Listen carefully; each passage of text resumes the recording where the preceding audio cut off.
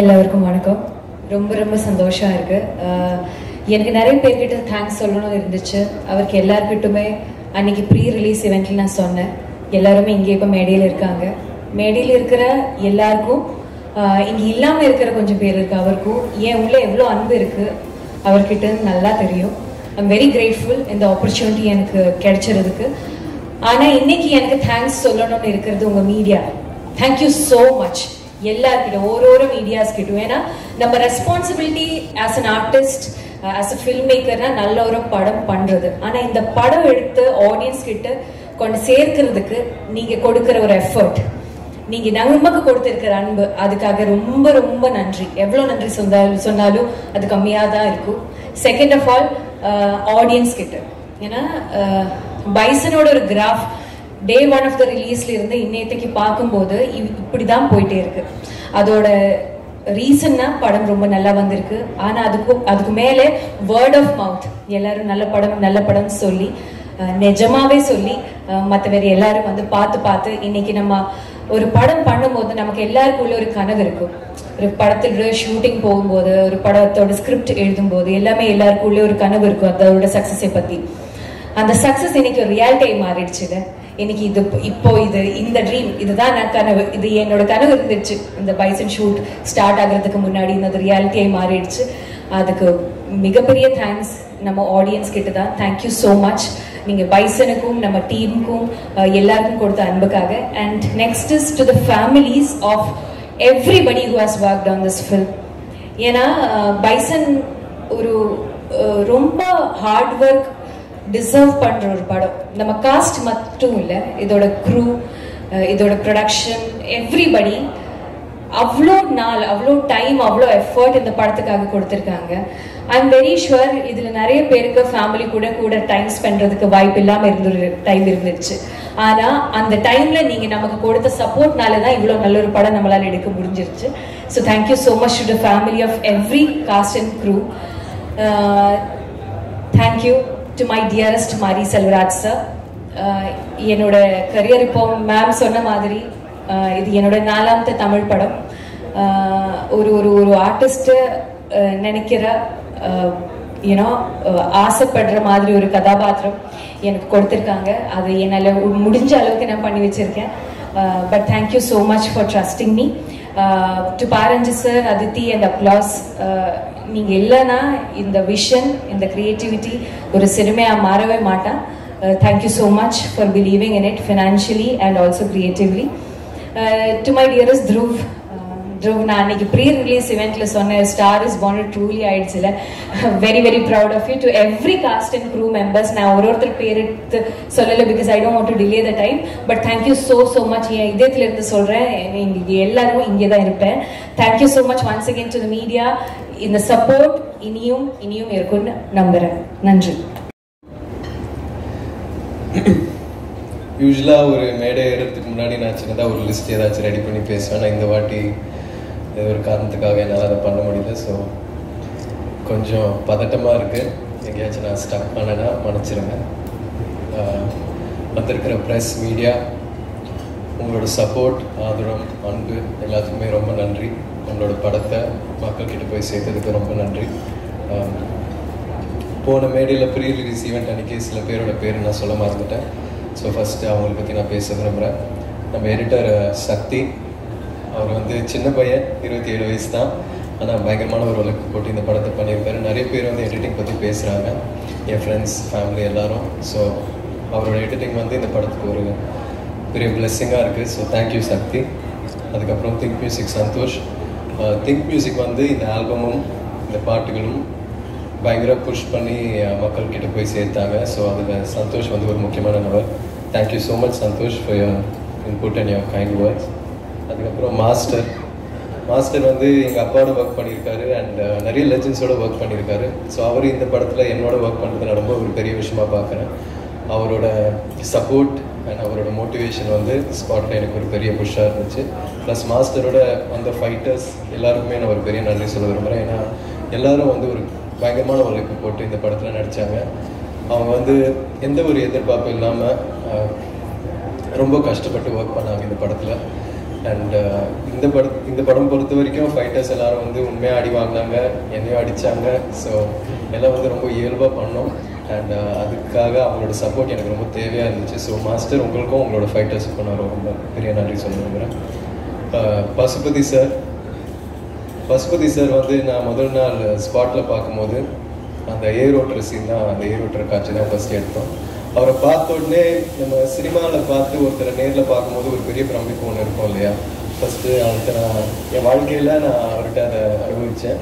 ஆனால் அதுக்கப்புறம் என்னை ரொம்ப கம்ஃபர்ட் ஆக்கி என்னை நிறைய கைட் பண்ணி எனக்கு நிறைய பாடம் சொல்லி கொடுத்தாரு. பசுபதி சார், நான் முன்னாடி சொன்ன மாதிரி நீங்கள் ஒரு பெரிய லெஜெண்ட். இந்த படத்தில் நீங்கள் எங்கள் அப்பாவை நடிச்சது ரொம்ப நன்றி சார். ஆடியன்ஸ்க்கு இந்த படத்தில் உங்களை ரொம்ப பிடிச்சிருக்கு and very happy sir.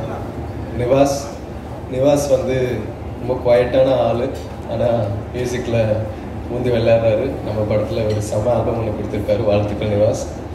And Ranjith sir, thank you so much sir. நீங்கள் என்னை எப்படி நம்பினீங்க தெரில, ஆனால் எனக்காக இந்த மாதிரி ஒரு படம் மாரி சார்க்காக நீங்கள் கொடுத்துருக்கீங்க. உங்களோட நம்பிக்கைக்காக ரொம்ப நன்றி சார். முதல் வாட்டி இந்த படம் ஆரம்பிக்கிறதுக்கு முன்னாடி உங்களோட ஆஃபீஸில் உங்களை மீட் பண்ணேன். அப்போது தங்கலானில் அப்பா இவ்வளோ பண்ணார், என்ன மாதிரி வேலை பார்ப்பாருன்றது வந்து நீங்கள் என்கிட்ட சொன்னீங்க. அதை வந்து நான் மைண்டில் ஓட்டிகிட்டே இருந்தேன் சார். Thank you sir. அதுக்கப்புறம் அமீர் சார், நான் படம் பார்த்ததுக்கப்புறம் உங்களோட கேரக்டர் வந்து எனக்கு ரொம்ப பிடிச்சி போச்சு சார். கேமராமேன் எழுதனா கிட்ட நான் கேட்கும்போது அந்த ஒரு சீனில் வண்டியிலேருந்து நீங்கள் கையை நீட்டி அந்த கத்தியை பிடிப்பீங்க இல்லையா சார், அதில் வந்து நிறைய நெருப்பெல்லாம் இருக்கும், நீங்கள் பயங்கர ரிஸ்க் எடுத்து பண்ணீங்கன்னு சொன்னாங்க அவங்க. அது வந்து எனக்கு ஒரு பெரிய ஆச்சரியம் ஒன்று கொடுத்துச்சு சார்.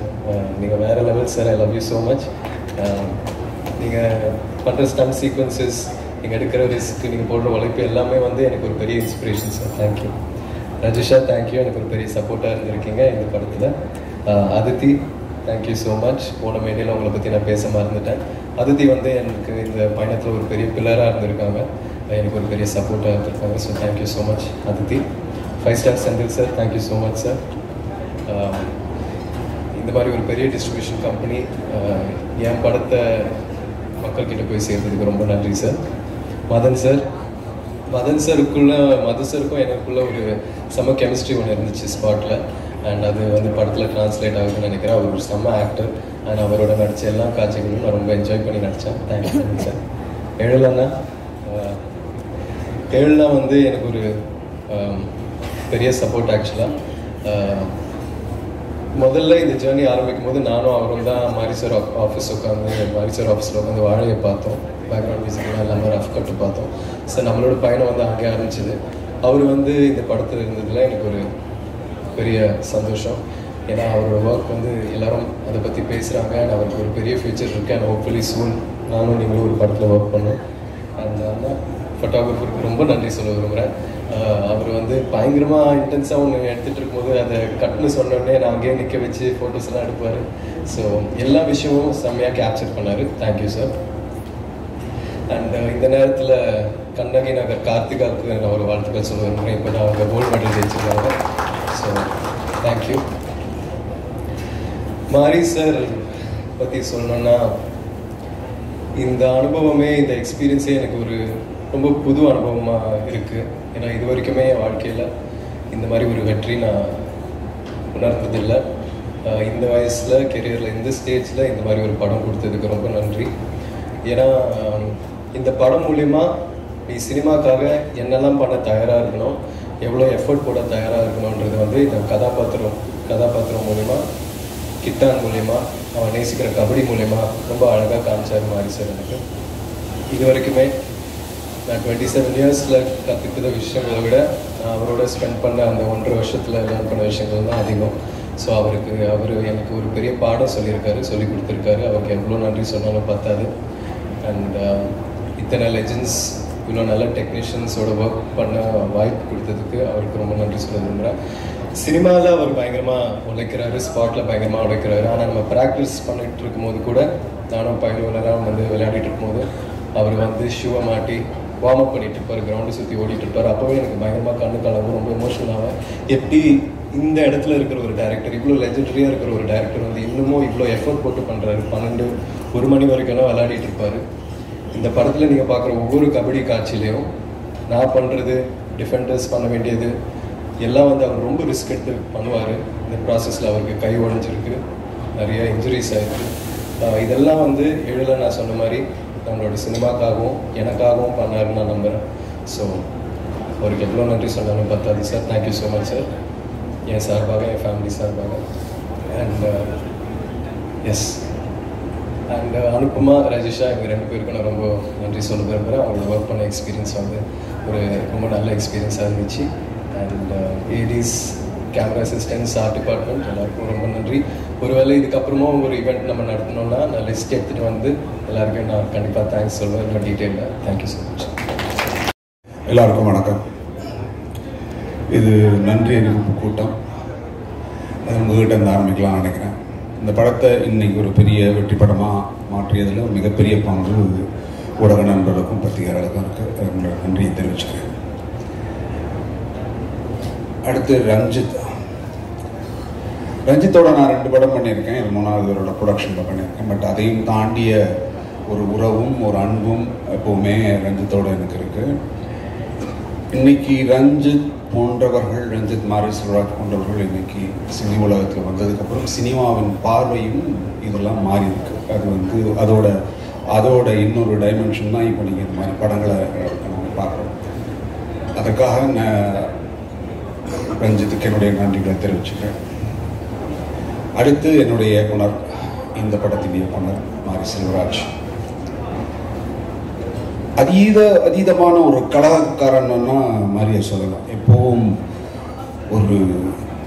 ஒரு குறிக்கோளை நோக்கி ஓடிக்கிட்டே இருக்கக்கூடிய, நீங்கள் ஸ்பாட்டில் பார்க்கும்போதே தெரியும், அப்படி ஒரு வேகம், அப்படி ஒரு அந்த சுறுசுறுப்பு நம்மக்கிட்ட ஒட்டிக்கும்.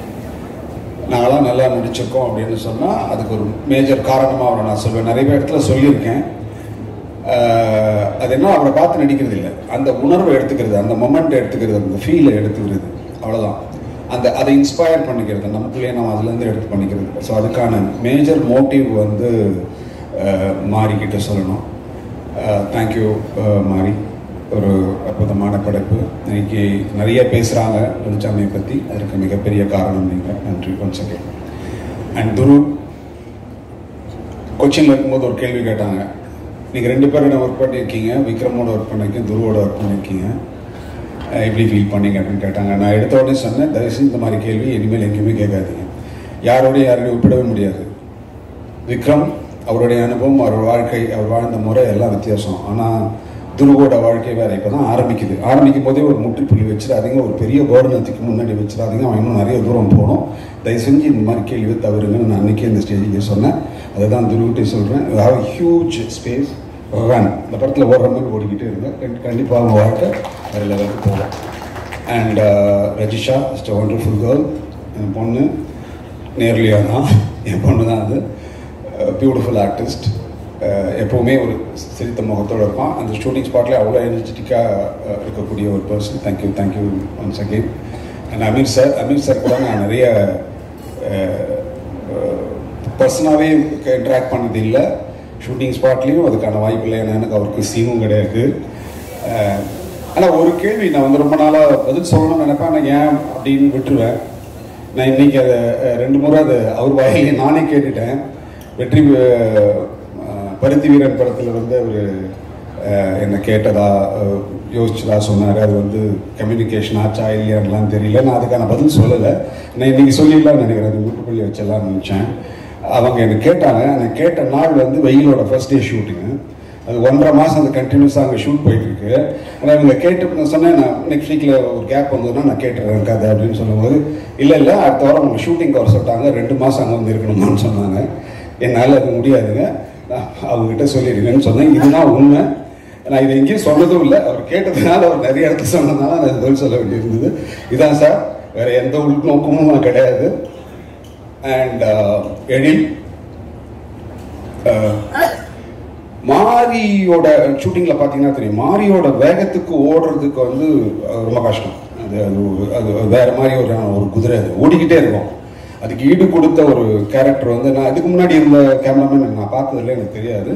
ஆனால் எழில் வந்து அந்த ஆரியை தூக்கி மேலே போட்டுக்கிட்டு ஓடுற அந்த வேகம் இருக்குல்ல, அதுலேயே தெரிஞ்சிடுச்சு இந்த படத்தோட குவாலிட்டி வேறு லெவலுக்கு வந்துடும். அவ்வளோ நான் மானிட்டர் பார்க்குற பழக்கம் எனக்கு கிடையாது, தெரியல தான் பார்ப்பேன் இப்போ வரைக்கும். ஸோ அதனால் நான் என்னால் அங்கே அது ஜட்ஜ் பண்ண முடியல. பட் அந்த வேகம், அந்த ஈடுபாடு பிரமிக்க வச்சு. வாழ்த்துக்கள், நன்றி. அண்ட் மதன் நான் இன்றைக்கி சொன்ன மாதிரி தான், நல்ல நண்பர், நல்ல ரொம்ப நிறைய பேசுவார் சினிமா பற்றி, நிறைய ஆக்சுவலாக இப்போ உட்காந்துருக்காரு. அவரும் ஒரு இயக்குனரும் கூட. பயங்கரமாக சினிமாவை பற்றிய மிகப்பெரிய எண்ணங்களும் அதை எப்படி பண்ணணுங்கிற நிறைய டெக்னிக்ஸும் கற்று வச்சிருக்கிற ஒரு ஆள் ரொம்ப சாதாரணமாக உட்காந்துருக்காரு. அடுத்து வரும் காலங்களில் மிகப்பெரிய இயக்குனராகவும் வர்றதுக்கு வாய்ப்பு இருக்குது. பிரசன்னா கொச்சினில் தான் நாங்கள்லாம் பார்த்துட்டு, நிவாஸ் வரலையா அப்படிலாம் கேட்டாங்க என்கிட்ட. இல்லைங்க வரல, ரொம்ப டயர்டாக இருந்து போயிட்டார். இல்லை அவரை வர வச்சுருக்கணும், நாங்கள் வர ட்ரை பண்ணோம், அவர் வரல. நான் அவ்வளோ பெரிய ஃபேன் வந்து கொச்சினில் இருக்கு. நான் பார்த்தேன், கண் கூட பார்த்தேன். Thank you Prasanna, you are amazing, good, thank you. And editor Sakthi, நன்றி. நிறைய பேர் தெரியல எனக்கு, எங்கள் அண்ணன் இவர். நான் ரொம்ப வருஷமாக நான் சின்ன பையன்லேருந்து இவரை பார்த்துட்ருக்கேன். இல்லை அப்படிதான், சின்ன பையன் அந்த சினிமாவுக்கு வந்து சின்ன அப்படி சொல்லுங்க, சினிமாவுக்கு வந்ததுலேருந்து அவரை பார்த்துட்ருக்கேன்னா. நல்ல நண்பர். அப்புறம் அதித்தி, ஒண்டர்ஃபுல் பர்சன், எப்போவுமே சிரிச்ச முகத்தோடவே இருக்க ஒரு பர்சன். எனக்கு வந்து நான் ஷூட் போயிட்டு இருக்கும்போது அப்லாஸ் பற்றி சொன்னாங்க. அப்லாஸும் ஒரு ப்ரொடக்ஷனும் கோ ப்ரொடியூஸ் பண்ணுறாங்க அப்படின்னு சொன்னாங்க. நான் அந்த மாதிரி ஒரு கேரக்டர் அந்த ஷூட்டிங்லேயே பார்க்கல. ஓ நீலம், ஓ அப்படியா, ஓ அப்லாஸ் வேறியா, அதுவே தெரியல.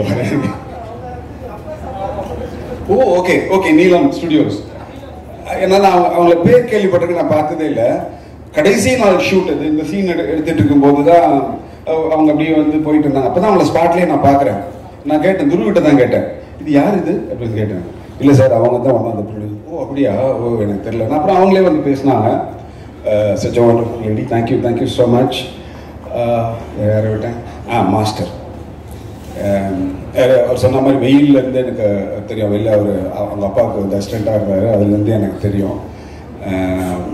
அவர்கிட்ட அவங்க அப்பா கிட்டே இருக்கிற அந்த குணம் இவர்கிட்டையும் இருக்குது. ஒரு ரிஸ்கியான ஷாட் வைப்பாங்க, வச்சுட்டு நம்மளையும் கூப்பிட்டுட்டு ஸ்பாட்டில் இருந்து பண்ணலாம்ல, வேணாம்ல, பண்ணலாமா வேணாமான்னு ரெண்டுத்துக்கும் நடுப்பில் விட்டாங்க. நமக்கு என்ன பண்ணுறதே தெரியாது. பண்ணிடுறாங்க, ஓகே பண்ணுவார் அவர் அப்படின்வாங்க. இல்லை அதாவது நீங்கள் பண்ண வேணாம்னு சொல்ல மாட்டாங்க, நீங்கள் பண்ணணும். ஆனால் அது வந்து அது ஒரு ட்ராமாலாம் பண்ணி நம்மளை பண்ண வச்சுருவாங்க. அந்த மாதிரி ஒரு மனிதர். Thank you. So I think I covert everybody நினைக்கிறேன். நன்றி, எல்லாருக்கும் நன்றி, தேங்க்யூ. ப்ரொடக்ஷன் மேனேஜர்ஸ் டிபார்ட்மெண்ட், அப்புறம் வந்து அசிஸ்டன்ட் கேமராமேன், உதவி கேமராமேன், எல்லாருக்குமே என்னுடைய நன்றிகளை தெரிவிச்சுக்கிறேன். நீங்கள் இல்லைன்னா அந்த படம் சாத்தியம் இல்லை. அது எப்பவும் சொல்கிறேன், இப்போவும் சொல்லிக்கிறேன். நன்றி, தேங்க்யூ. இறைவன்புறத்திலிருந்து சாந்தியும் சமாதானம் உண்டாகட்டும். ஒரு திரைப்படத்தின் வெற்றி விழா மற்றும் நன்றி அறிவிப்பு விழா மேடை. என்னுடைய திரைப்பயணத்தில் கிட்டத்தட்ட 20 வருடங்களுக்கு மேலே ஆயிடுச்சு.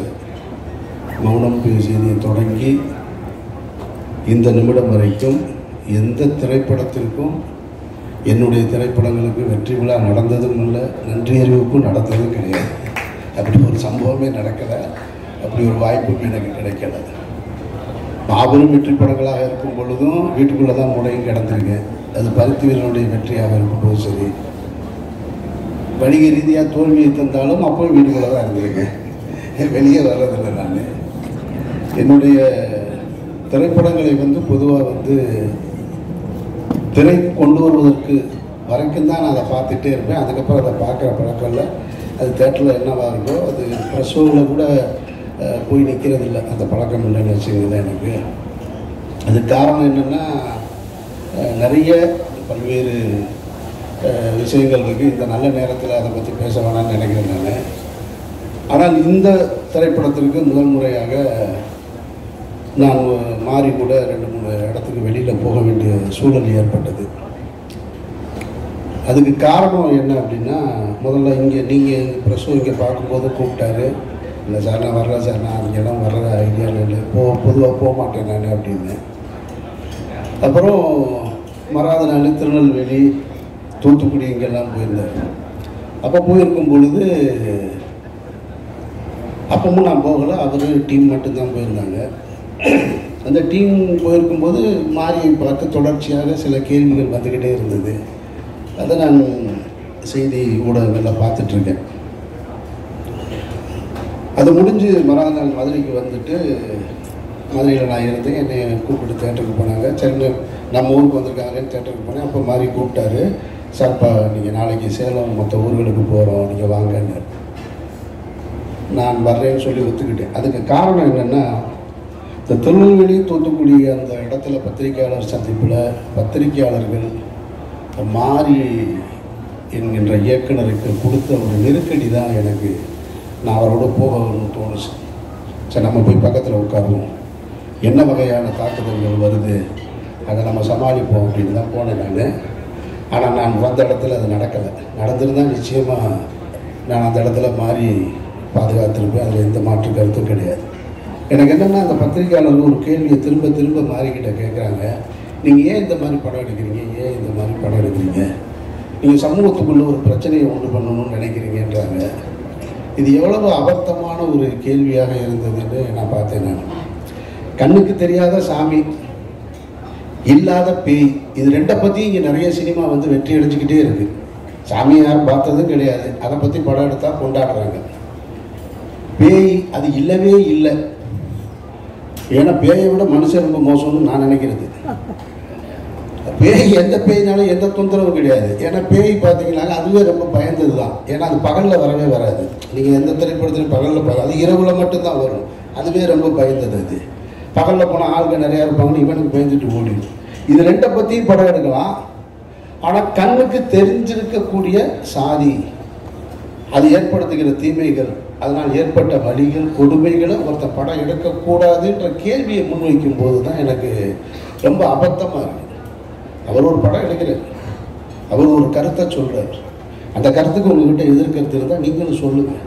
எடுக்கக்கூடாது, ஏன் எடுக்கிறீங்கன்ற கேள்வி ரொம்ப ஆபத்தானதாக நான் பார்க்குறேங்க. இப்போது மாரியுடைய படங்கள், ரஞ்சித்துடைய படங்களை வந்து பொதுவெளியில் அரசியல் சார்ந்தவங்க கருத்து தெரிவிக்கிறாங்க, அதுக்கு ஒரு எதிர்ப்பு தெரிவிக்கிறாங்க அப்படின்னா அதில் ஒரு நியாயம் இருக்கிறதா பார்க்குறேங்க. ஒன்று ரொம்ப நாளாக அடிச்சிட்டோம், அப்படியே அடி வாங்கிட்டே இருக்க வேண்டிய திடீர்னு என்ன உங்களுக்கு எங்கேருந்துடா வருது தைரியம் அப்படின்ற கேள்வியாக இருக்கலாம். இல்லை நடந்து போச்சு, அதெல்லாம் ஏன் வெளியில் சொல்கிறேன், நாங்கள்லாம் பெரிய மனுஷனாகவே வாழ்ந்துட்டோங்க அப்படின்ற எண்ணமாகவும் இருக்கலாம். அது அரசியல் சார்ந்தவர்கள், அந்த அமைப்பு சார்ந்தவர்கள் சொல்கிறாங்கன்னா அதில் ஒரு லாஜிக் இருக்கிறதா பார்க்குறேன். ஆனால் திரைத்துறையிலிருந்து வருகிற எதிர்ப்பு இருக்குது பார்த்தீங்களா, அதெல்லாம் ரொம்ப அபத்தமாக பார்க்குறேன். அதில் ஒரு இயக்குனர் வந்து ஒரு தொலைக்காட்சி ஊடகத்தில் இந்த திரைப்படத்தை பற்றி பேசும்போது ஒரு பாடல் பாடி காமிக்கிறார். நீங்கள்லாம் பார்த்துருப்பீங்க. ரொம்ப கேவலமாகவும் குரூரமாகவும் பைசன் பைசன் பைசன், அது ஒரு பாய்சன், அந்த குரலே நாராசமாக இருக்குது. அதில் இது வேறு. நான் கேட்குறேன், உங்ககிட்ட உண்மையிலே கருத்து இருந்ததுன்னா, அவர் ஒரு கருத்து வச்சுருக்காரு, அந்த மீடியாவை ஆர்ட்டாக அவர் எடுத்துகிட்டு வந்து அதன் மூலமாக ஒரு அரசியல் சொல்கிறார். உங்ககிட்ட கருத்து இருந்ததுன்னா நீயும் அதை ஆர்ட்டில் எடுத்துகிட்டு வர வேண்டியதானே, அப்படி தானே நீ சட்டை போடணும். அதை விட்டுட்டு ஒருத்தர் ஏன் எடுக்கிறான்ற கேள்வியை வந்து அவதூறு சொல்லக்கூடாது. அவர் சினிமாவின் மூலமாக ஒரு அரசியலை சொல்கிறாருன்னா நீயும் சினிமாவின் மூலமாக பதில் சொல்லு. அதுக்கு உங்ககிட்ட திறமை இல்லை, அதுக்கு உங்ககிட்ட வழி இல்லை, அந்த ஆட்பாமை உன்னால் பயன்படுத்த முடியலைன்னா அவதூறு சொல்லாத, கேவலப்படுத்தாத, குறை சொல்லாத. அதை தான் நான் சொல்லணும்னு நினைக்கிறேன் இந்த இடத்துல. அதனால தான் நான் மாறி கூட இந்த விழாவுக்கும் கூட, ஏன்னா இதுக்கப்புறம் பைசனுக்காக இன்னொரு விழா நடக்குமான்னு எனக்கு தெரியல, நான் அங்கே இருப்பனாலும் தெரியல. அதனால நான் இங்கே வரணும்னு வந்து உங்ககிட்ட சந்தித்து பேசணும்னு நினச்சேன். ஒரு நல்ல திரைப்படம் என்பது வந்து தனக்கான ஆட்களை சேர்த்துக்கணும். அது எனக்கும் அமைஞ்சிருக்கு, ரஞ்சித்துக்கும் அமைஞ்சிருக்கு, இன்னும் திரைத்துறையில் மிகப்பெரிய வெற்றிகளை கொடுத்த எல்லா இயக்குநர்களுக்கும். அப்படி பைசன் வந்து தான் அமைச்சிக்கிருச்சு அப்படின்னு தான் நான் சொல்லுவேன். இது வந்து மாறி என்ற அந்த கேப்டன் வந்து அதுக்கான ஆட்களை சரியாக தேர்ந்தெடுத்ததாக தான் நான் பார்க்குறேன். இப்போ துருவ அந்த கேரக்டர்லேருந்து எடுத்துகிட்டு இன்னொரு ஆர்டிஸ்ட்டை மைண்டில் வச்சு பார்க்கவே முடியாது. அப்பாவை வந்து பசுபதியை தாண்டி வேற ஒருத்தரை பார்க்க முடியல, வாத்தியார் கேரக்டருக்கு மதனை தாண்டி வேற ஒருத்தரை பார்க்க முடியல, ஒளிப்பதிவுக்கு எழில் இல்லைன்னா யார் சிறப்பாக செஞ்சுருப்பா அப்படின்ற கேள்வி வருது, மியூசிக்கு நிவாஸ் இல்லைன்னா வேறு யார் பழைய மியூசிக் டைரக்டரான, இப்படி அது தனக்கான ஒரு நல்ல திரைப்படம் தனக்கானதை சேர்த்துக்கிறது அப்படின்னு தான் நான் உணர்றேன். நான் பொதுவாக ஒரு நல்ல திரைப்படங்களை பார்க்கும் பொழுது நம்ம பாராட்டுவோம், ஆனால் பாராட்டுகிற எல்லோரோடும் பயணிப்போமா அப்படின்னா அது வாய்ப்பு குறைவு தான். ஆனால் இந்த படத்தையும் பார்த்ததுக்கு பின்னாடி எனக்கு ஒரு 3 பேரோட ஒர்க் பண்ணணும் அப்படின்ற ஆசை வந்துருச்சு. என்னோட டைரக்ஷனில் வந்து கேமராமேன் எழிலோடையும் மியூசிக் டைரக்டர் நிவாஸோடையும் திலீப் சுப்பராயனோட சேர்ந்து ஒரு படம் பண்ணியிருந்தேன். ஏன்னா ரொம்ப கம்ஃபர்ட் ஜோன். இப்போ திலீப் பேசும்போது இங்கே சொன்னார், அவர் தான் அந்த மீசையெல்லாம் வச்சு அந்த பக்கம் லால்சாரோட தம்பியாக நடிச்சிருந்தது. அவர் அடிக்கிற காட்சி, அவர் ஃபைட் மாஸ்டர், அவருக்கு தெரியும்ல, அவர் பல பேரை பார்த்துருப்பார். அவர் வந்து நின்றுட்டு ஒரு நிறைய மாறி சொன்னாப்புல, எனக்கு கட்டை இருக்குது, இந்த இருக்குது சார் கட்டை தெரிஞ்சு, ஏங்க கட்டையை கரெக்டாக வைங்க, எந்த கட்டைங்கன்னு. இல்லை சார் டம்மி தான் சார். இல்லைங்க நீங்கள் சொல்கிறீங்க, டேர்ன் பண்ணி நிற்கிறேன், நான் திருப்பி எடுக்கிறது எந்த கட்டைன்னு எனக்கு வைக்கிற இடத்த காட்டுங்க, வேறு கட்டை நீங்கள் ஒரிஜினல் கட்டை எடுத்துருங்க. அல்ல சார் அதெல்லாம் சமாளிச்சிடலாம் சார். இல்லைங்க உங்களுக்கு என்னே தெரியாது, அதனால சொல்கிறேன், நான் எடுத்து வேகமாக பார்த்துக்கலாம் சார் அப்படின்னு. டம்மி தான், ஆனால் கரெக்டாக டம்மியை நானே எடுத்து வச்சுக்கிட்டேன். அசிஸ்டன்ட் டைரக்டர் கொஞ்சம் சார் டைரக்டருக்கு டென்ஷனாக இருந்தாலும் அசிஸ்டன்ட் டைரக்டர் மாற்றி விட்டுருவாங்க இல்லைன்னு, அதனால் திரும்ப ஒரு தடவை பார்த்துக்கிட்டேன் கட்டையை. நான் கட்டையை எடுத்து அடித்தா ஷார்ட் நல்லா வந்திருக்கு, மாறி சிரிச்சுட்டு மாறிட்டு அது மாதிரி சொல்கிறாப்புல சார், எல்லாரையும் பாடாக படுத்திட்டாப்புல சார் இந்த மாஸ்டர், விடாதீங்க சார்.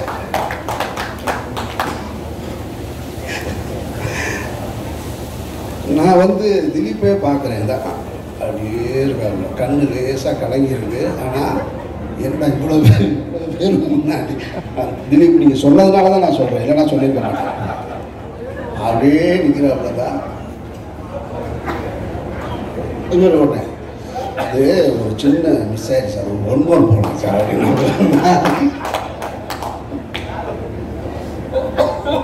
ஒரு 1 more போகலான்னு ஒன்று. நான் ஏங்க வேணாங்கன்னு. இப்போ முதல்ல இருந்த திலீப் கூட கொஞ்சம் லைட்டாக கொஞ்சம் குறைஞ்சிருச்சு. இல்லை நான் கேட்டேன், இல்லை திலீப் நான் வேணா சும்மா சீட் பண்ணவான்னு. பரவாயில்ல சார் அப்படின்னு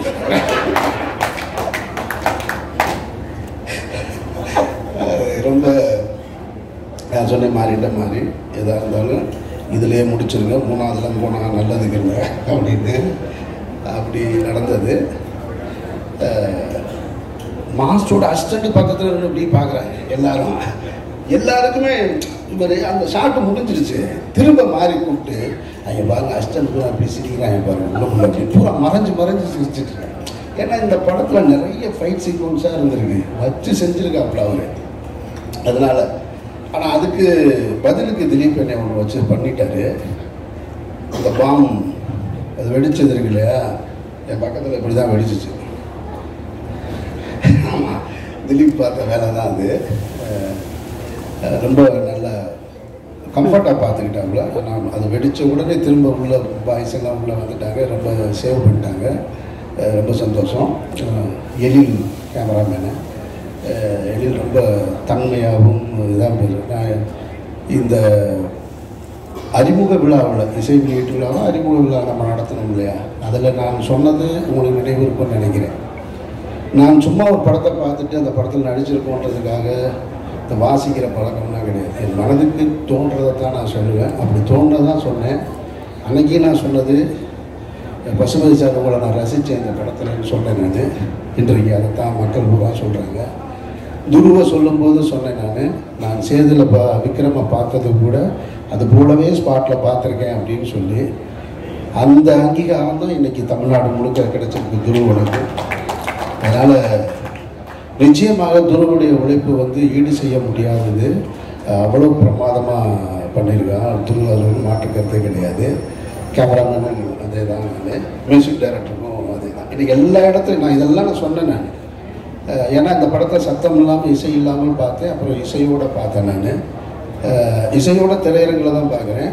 ஆனால் அந்த இசை வெளியீட்டு விழாவில் மியூசிக் டைரக்டரோட பெர்ஃபார்மன்ஸ் பார்த்து சொன்னேன்.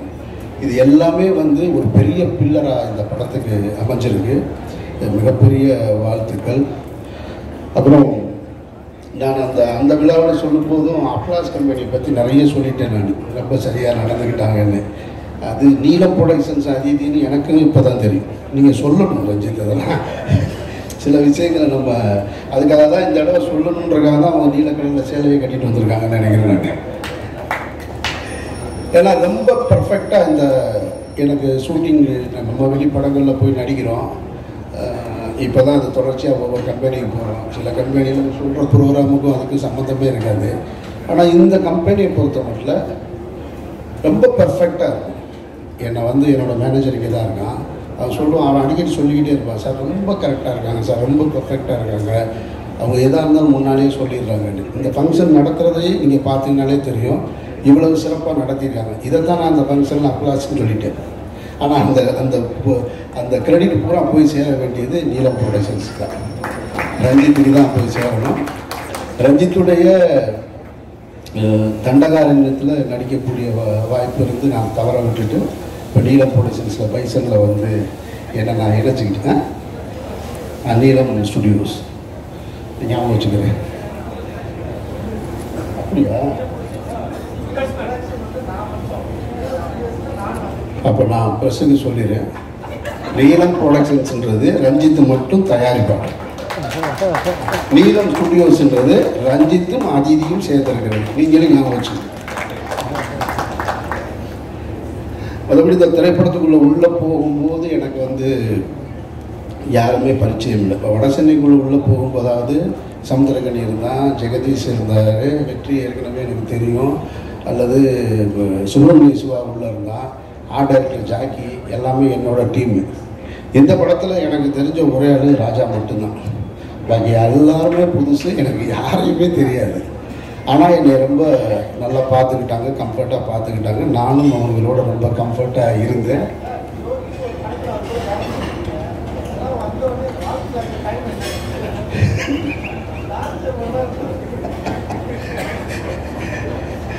ரொம்ப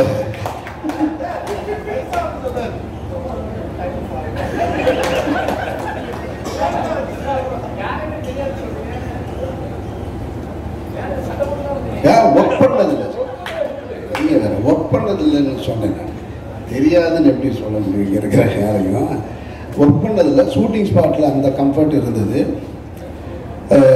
நான் அந்த விழாவில் சொன்னது தான், இந்த திரைப்படத்திற்கு இன்றைக்கு வந்து இங்கே பேசியவர்கள் இன்னும் வெளியில் எல்லாரும் பேசுகிறவங்க, திரைப்படத்தில் வந்து அந்த காட்சிக்கு வந்து கைதட்டல் வருது, என்னுடைய காட்சிக்கு இன்ட்ரொடக்ஷனில் இருக்குது, வசனத்துக்கு இருக்குது அப்படின்னா அது எல்லாமே இயக்குனருடைய சிந்தனை தான். நான் திரும்ப திரும்ப சொல்கிறதான், நடிகன் என்பவன் என்றைக்குமே இயக்குனருடைய டூல் தான். அவர் இயக்குனராக மாறிவிட முடியாது. அவர் சொல்கிறத வாங்கி உள்வாங்கி நம்ம கொடுக்குறதா ஒரு நடிகருடைய வேலையாக நான் நினைக்கிறேன். இந்த திரைப்படத்தில் அந்த மேடையில் சொன்னது தான், இந்த படத்தின் மூலமாக ஏதாவது ஒரு பேரும் புகழும் கிடைச்சதுன்னா அது மாரி செல்வராஜுக்கு தான். இங்கே நான் அந்த மாரி செல்வராஜுக்கிட்ட திருப்பி கொடுத்துருவேன். நான் நீங்களே வச்சுக்கோங்க, அது உங்களுக்கானது. ரொம்ப சந்தோஷம். அதை தாண்டி மீடியாவுக்கு நான் அதிகமாக நன்றி சொல்ல கடமைப்பட்டிருக்கேன்.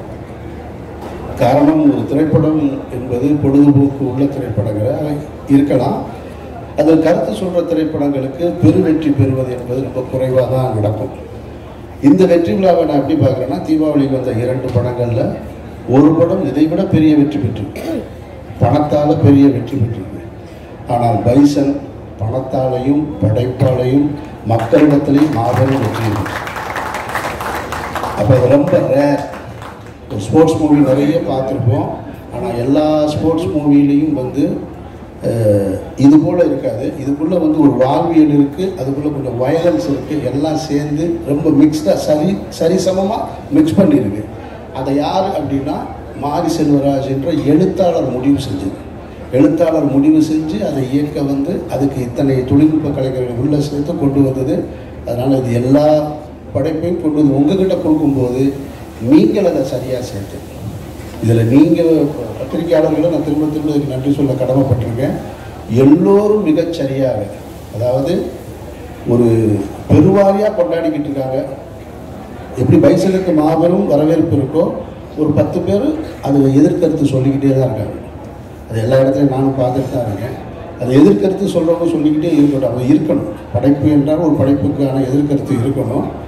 ஆனால் எது பெருவாரியாக இருக்குன்னா 90% மாபெரும் வரவேற்பு இருக்குது. அந்த வரவேற்பை மக்களிடத்தில் கொண்டு போய் சேர்த்து மாபெரும் வெற்றியை கொடுத்த ஊடக நண்பர்களுக்கும் பத்திரிகையாளர்களுக்கும் என்னுடைய நன்றியை தெரிவிச்சுக்கிறேன். ரொம்ப நன்றி, வணக்கம்.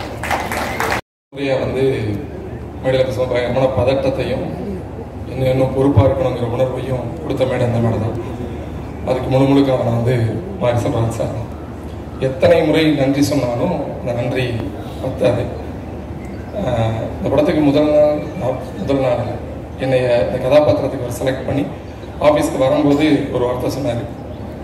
இந்த படத்தின் இந்த கதாபாத்திரம் ஒரு ஆன்மா, ரொம்ப முக்கியமான ஆன்மா, முக்கியமான ஆத்மா மாதிரி ரொம்ப கவனமாக பண்ணிடுங்க அப்படின்னாரு.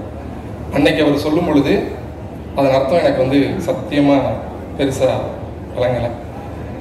நடிக்கும் போதும் எனக்கு ஒன்றே ஒன்று தான் தோணும், இயக்குனரை தொந்தரவு பண்ணிடாமல், அவரை கஷ்டப்படுத்திடாமல், அவர் கேட்குறத கவனமாக பண்ணிடணும் அப்படிங்கிறது மட்டும்தான் தோணும். ஆனால் அந்த படம் இப்போ ரிலீஸ் ஆனதுக்கப்புறமா வரக்கூடிய ஃபோன் கால்ஸாக இருக்கட்டும், நிறைய பேர் பாராட்டுற விஷயமா இருக்கட்டும், என்ன சொல்கிறதுன்னு தெரியல. அதில் பயங்கர பெருமிதமாக சிரிச்சுக்கிட்டு ஒருத்தன் இருக்கான்ல, அவனாக தான் நான் இப்போ இங்கே நிற்கிறேன். என்னை நானே பார்த்து சந்தோஷப்படுற மாதிரி அந்த பெரிய பெரிய சந்தோஷத்துக்கு வந்து முழுக்க மாரி சார் தான் காரணம். நான் நிறைய படங்களில் வந்து நெகட்டிவ் ரோல் பண்ணியிருக்கேன். நிறைய பேர் வந்து இவன் வந்தாலே ஒரு மாதிரி இரிட்டேட் ஆகிடுதில்ல அப்படிங்கிற மாதிரி சொன்ன ரசிகர்கள். நல்லது தான், அது ஒழுங்காக நடிச்சிருக்கோம் அப்படின்னு தான் அப்போ எடுத்துக்கிட்டேன். இப்போ இந்த படத்தில் ஒரு நல்லவனாக அந்த கதாபாத்திரம் பண்ணதுக்கப்புறமா மொத்தமாக சுற்றி இருக்கிறவங்க நண்பர்கள் எல்லாருமே என்ன சொல்கிறாங்கன்னா, நான் உண்மையாகவே இது வரைக்கும் ஏதோ கெட்டவனாக இருந்த மாதிரி இப்போ தான் வந்து திருந்தி என்னைய மாரி சார் கூட்டி போய் நல்வழிப்படுத்தி போ, தொலைஞ்சு போ, இனிமேலாவது ஒரு நல்ல ஆசிரியர் இருந்து தொலை அப்படின்னு அவர் சொன்ன மாதிரி தான் எல்லாருமே அப்படி தான் பாராட்டுறாங்க. நிறைய பேர் வந்து ஃபோனில் பேசும்போது இல்லை மெசேஜ் பண்ணும்போதும் இனிமேல் கெட்டவனாக நடிக்காதீங்க, அதாவது இனிமேல் கெட்டவனாக இராதரா, இப்படியே இரு அப்படின்னு சொல்கிற மாதிரி இருக்கு. அத்தனை கிரெடிட்டும் வந்து மாரி சார் தான். என்னை விட்டா நான் ஒரு அரை நாள் வரைக்கும் பேசிகிட்டே இருப்பேன் அவரை பற்றி மட்டும். நிறைய இன்டர்வியூஸில் பேசும்போதெல்லாம் மாரி சார் அவரை பற்றி சொல்லும்போது சில பேர் கேட்குறாங்க, ஏன் திரும்ப அவரை பற்றி என்ன பேசிகிட்டு இருக்கீங்க, இங்கே என்ன படம் எடுக்கணும், யாருக்காக படம் எடுக்கணும் அப்படிங்கிறத சிந்தனை அளவில் மட்டும் இல்லாமல் செயல் வடிவத்திலையும் தன்னுடைய கடுமையான உழைப்பால் தொடர்ந்து எந்த விதமான அச்சமும் இல்லாமல் அழுத்தமாக சொல்கிற ஒரு இயக்குனர் மாரி சார். அப்படிப்பட்ட ஒருத்தர் நடிக்கிறத நான் பெரிய பாக்கியமாக பார்க்குறேன். அப்போ அவரை பற்றி தான் திரும்ப சொல்லிகிட்டே இருப்போம், அப்படி தான் சொல்லுவோம். இன்னொன்று ரஞ்சித் சார், இப்படிப்பட்ட படங்கள் எடுக்கிறதுக்கு பக்கத்தில் நின்று மாரி சார் பக்கத்தில் நின்று அவருக்கு தோளில் கையை போட்டு பண்ணுங்க இப்படி அப்படின்னு சொல்கிற அந்த ஆதரவு கொடுக்குறது இல்லையா, அது ரொம்ப பெரிய விஷயம். நான் ரஞ்சித் சார் கூட வரைக்கும் நடித்ததில்லை, ஆனால் அவர் படத்தை நடித்த நண்பர்கள் வந்து என்கிட்ட அவரை பற்றி சொன்ன ஒரு விஷயம் தெரியும், நீ ஒரே ஒரு தடவை அவர் கூட நடிச்சுப்பாரு அப்படின்னு. அவ்வளோ அன்பாக இருப்பார் சக நடிகர்கள்ட்ட, சக மனிதர்கள்ட்ட எல்லாத்துலேயுமே வந்து ரொம்ப பேரன்போடு இருப்பார். மேலே கீழே வித்தியாசமெல்லாம் இருக்காது, நல்ல சாப்பாடு இருக்கும், நல்லா பார்த்துக்குவாங்க, ரொம்ப சந்தோஷமாக இருக்கும் வேலை பார்க்குறது அப்படின்னு சொல்லி கேள்விப்பட்டிருக்கேன். கண்டிப்பாக கூடிய விரைவில் இது வாய்ப்பு கேட்குறதுக்கெல்லாம் சொல்லலை, ஆனால் அவர் கூட நடிக்கணுங்கிறது ஆசை. அதுக்கப்புறமா எங்கள் ஹீரோ துரு, இவ்வளவு உழைப்பு வந்து இப்போ இருக்கிற ஜென்ரேஷனில் வேறு யாரும் போட்டிருக்காங்களா அப்படிங்கிறது தெரியல. ஏன்னா கண்கூடா முதல் நாள் அவரை பார்க்கும் பொழுது துரு விக்ரமாவோ இல்லை அவ்வளோ பெரிய நடிகர் விக்ரம் சாருடைய மகனாவோ அவரை நான் பார்க்கல, ஒரு கிட்டான்கிற கதாபாத்திரமாக தான் அவரை நான் பார்த்தேன். முதல் காட்சியாக அவரை ஒரு கிளாஸ் ரூம்குள்ளார போய் இழுத்துக்கிட்டு வர மாதிரி காட்சி தான் என்னை முதல் படப்பிடிப்பாக தான் நடந்துச்சு. அந்த ஷாட்டில் வந்து உண்மையாகவே பயங்கர பசியில் இருக்கிற ஒரு பையன் எப்படி டிஃபன் பாக்ஸ் எடுத்து சாப்பிட்டுக்கிட்டு அப்படி ஒரு பையன் இருப்பானோ அப்படிப்பட்ட பையனாக தான் கிட்டான், அதாவது துரு வந்து எனக்கு தெரிஞ்சேன். எவ்வளவு கடுமையான உழைப்பு, ஏன்னா அவர் வாழ்ந்த வாழ்க்கைக்கும் இப்போ அவர் இந்த படத்துக்காக கொடுத்த உழைப்புக்கும் எவ்வளோ பெரிய வித்தியாசம் இருக்குன்னு நிச்சயமாக என்னால் உணர முடியுது. நிச்சயமாக நீங்களும் படம் பார்த்து உணர்ந்துருப்பீங்கன்னு நினைக்கிறேன். அவ்வளோ பெரிய உழைப்பு கொடுத்தாரு. ஸோ அவருக்கு பெரிய நன்றி. ஏன்னா அப்படி ஒரு சென்ட்ரல் ஃபிகர்லேருந்து நடித்தா தான் கூட இருக்கிற சப்போர்ட்டிங் ஆர்டிஸ்ட் இதே மாதிரி ஆட்களுக்கெல்லாம் ஒரு சின்ன சின்ன பேர் கிடைக்கும். அடுத்து வந்து பசுபதி சார். அவர் வந்து இந்த ப்ரீ ஈவெண்ட் ஃபங்க்ஷனில் வந்து ப்ரீ ரிலீஸ் ஈவெண்ட் ஃபங்க்ஷனில் வந்து சொன்னார் இல்லையா, பேசுகிறார் இல்லையா, ஒரு இவன் வந்து ஒரு போட்டி மனப்பான்மையை கொடுக்குற அளவுக்கு நடித்தான். அப்படிலாம் இல்லை. அவரோட சீனியாரிட்டியும் அவரோட நடிப்பும் பயங்கர உச்சம். ஏன்னா இப்போ வரைக்கும் வந்து வெயில் படத்தில் அந்த அண்ணனுடைய கதாபாத்திரத்தை அந்த டீ கடையில் நின்று பேசக்கூடிய அந்த கதாபாத்திரம் நினச்சி பார்க்கும்போதே நல்லா ஒரு மாதிரி ஆகிடுவேன். எங்கள் வீட்டில் எங்கள் அம்மா எல்லாருமே அப்படி ஒரு ஃபேன் பசுபதி சாருக்கு. எனக்கு அப்படி ஒரு ஸ்டார்ட் அப் கொடுத்தாரு. மாரி சாரோட ஏவியாக இருக்கட்டும், அன்னைக்கு பசுபதி சார் பாராட்டினதாக இருக்கட்டும், அது பெரிய ஸ்டார்ட் அப்பாக இருந்துச்சு. படம் வர்றதுக்கு முன்னாடியே இந்த படம் ரொம்ப முக்கியமான படம், இதில் நம்ம ஒரு முக்கியமான கதாபாத்திரம் பண்ணியிருக்கோங்கிறத மக்கள் எல்லாத்துக்கிட்டையும் ரொம்ப பெரிய அளவில் கொண்டு போய் சேர்த்துச்சு. பசுபதி சாருக்கு பெரிய பெரிய நன்றிகள். அப்புறம் அமீர் சார் வந்து நான் ஷூட்டிங்லலாம் நான் பார்க்கல, எங்கள் 2 பேருக்கு சேர்ந்து காட்சிகள்லாம் இல்லை. அந்த படம் பார்க்கும்போது எனக்கு பிடித்த ஒரு முக்கியமான கதாபாத்திரமாக அமீர் சார் தான் இருந்தாங்க. அந்த காருக்குள்ளார பேசிட்டு போகிற அந்த வசனம் இருக்கு இல்லையா, அது பிரமாதம். எதை சொல்லணுங்கிறது ஒன்று இருக்குல்ல, அதை வந்து ரொம்ப அழுத்தம் திருத்தமாக இயக்குனர் எழுதியிருந்தாரு. அதை அவ்வளோ அழகாக பண்ணியிருந்தாரு. அதே மாதிரி வெட்டுப்பட்டு கீழே விழுந்து அந்த கண்ணில் ஒன்று பண்ணியிருந்தாரு. எப்படி பண்ணாரு தெரியல, ரெஃபரன்ஸாக அடிக்கடி அதை பார்க்கணுங்கிற அளவுக்கு இருந்துச்சு. அப்படிப்பட்ட பிரமாதமான நடிப்பு. அப்புறம் ரஜிஷா விஜயன் ரொம்ப பிரமாதமாக நடிச்சிருந்தாங்க. அந்த அக்காவாக தான் இருந்தாங்க. ரொம்ப கிட்டானுடைய அக்கா தான். பசுபதி சாருடைய மகள் தான். அவ்வளோ அழகாக பண்ணியிருந்தாங்க. லால் சார் வந்து நம்ம இந்த படத்துலேயே வந்து நம்ம தான் கொஞ்சம் உயரமாக இருக்கோம், நமக்கு தான் ஒரு உருவமாக தோற்றமாக அப்படின்னு நினச்சிட்டு இருந்தேன். லால் சாரோட ஃபஸ்ட்டு ஷாட் நடக்கும்போது எனக்கு ரொம்ப பயமும் பதட்டமாக இருந்துச்சு. அப்படி ஒரு கம்பீரமாக அப்படி நடந்து எல்லாம் ஒன்றும் விடாங்கிற மாதிரியே அது இருந்துச்சு படத்தில். அதுக்கப்புறமா அந்த கதாபாத்திரம் பேசுகிற விஷயம் அதெல்லாம் ரொம்பவே மனசுக்கு நெருக்கமாக இருந்துச்சு. அதேமாதிரி அனுப்பாமல் ரொம்ப பிரமாதமாக நடிச்சிருந்தாங்க. இப்படி சக நடிகர்கள் எல்லாருமே வந்து ஒரு சப்போர்ட்டிங் அட்ஜஸ்ட் பண்ணால் இவங்களோட ஒத்துழைப்பு இல்லாமல் பண்ண முடியாது. இவங்க எல்லாத்துக்கும் முதல்ல பெரிய நன்றி. அதுக்கப்புறமா கேமராமேன் எழில் சார் எங்களெல்லாம் வந்து இவ்வளவு அழகாக காட்டுறதுக்கு அவர் தான் ரொம்ப முக்கியமான காரணமாக இருந்தார். ஏன்னா மாரி சார் மாரி ஒரு தட்டை ஒர்க் பண்ணணும்னா தன்னை முழுமையாக ஒப்படைச்சா மட்டும்தான் முடியும். அப்படி ஒப்படைச்சு தான் அவர் வேலை பார்த்தார். ஏன்னா மாரி சாருக்கு வந்து 24 மணி நேரம் வேலை பார்த்துட்டு அடுத்த நாள் கூட நல்லா தூக்கம் வராது. தூக்கம் வராதுங்கும் போது அவர் அவரை தான் போய் நீங்கள் மட்டும் தோணி வாங்க அப்படின்லாம் எழுப்பியிருக்காரு. அவ்வளவு ஒரு பிரமாதமான வேலை அவரோட வேலை. அதேமாதிரி மியூசிக் டைரக்டர் நிவாஸ் பிரசன்னா ரொம்ப பிரமாதமான, ஏன்னா பாடல் தான் அந்த படத்துக்கெல்லாம் முன்னாடி நம்ம எல்லாத்துக்குமே பெரிய அதிர்வலையை ஏற்படுத்தி நம்மளோட ஒரு கொண்டாட்ட மனநிலைக்கு வர கொடுத்தது வந்து நிவாஸ் பிரசன்னா அவருடைய மியூசிக் தான். அவருக்கு பெரிய நன்றியை தெரிவிச்சுக்கிறேன். எடிட்டர் சக்தி இந்த ஒரு முதல் படத்தில் இவ்வளோ பெரிய வேலை, இவ்வளோ பெரிய விஷயம் தன்னை ஒப்படைச்சு கூட இருந்து ஒத்துழைக்குங்கிறதே பெரிய விஷயம். அதை கொடுத்த சக்திக்கு வந்து பெரிய நன்றி தெரிவிச்சுக்கிறேன்.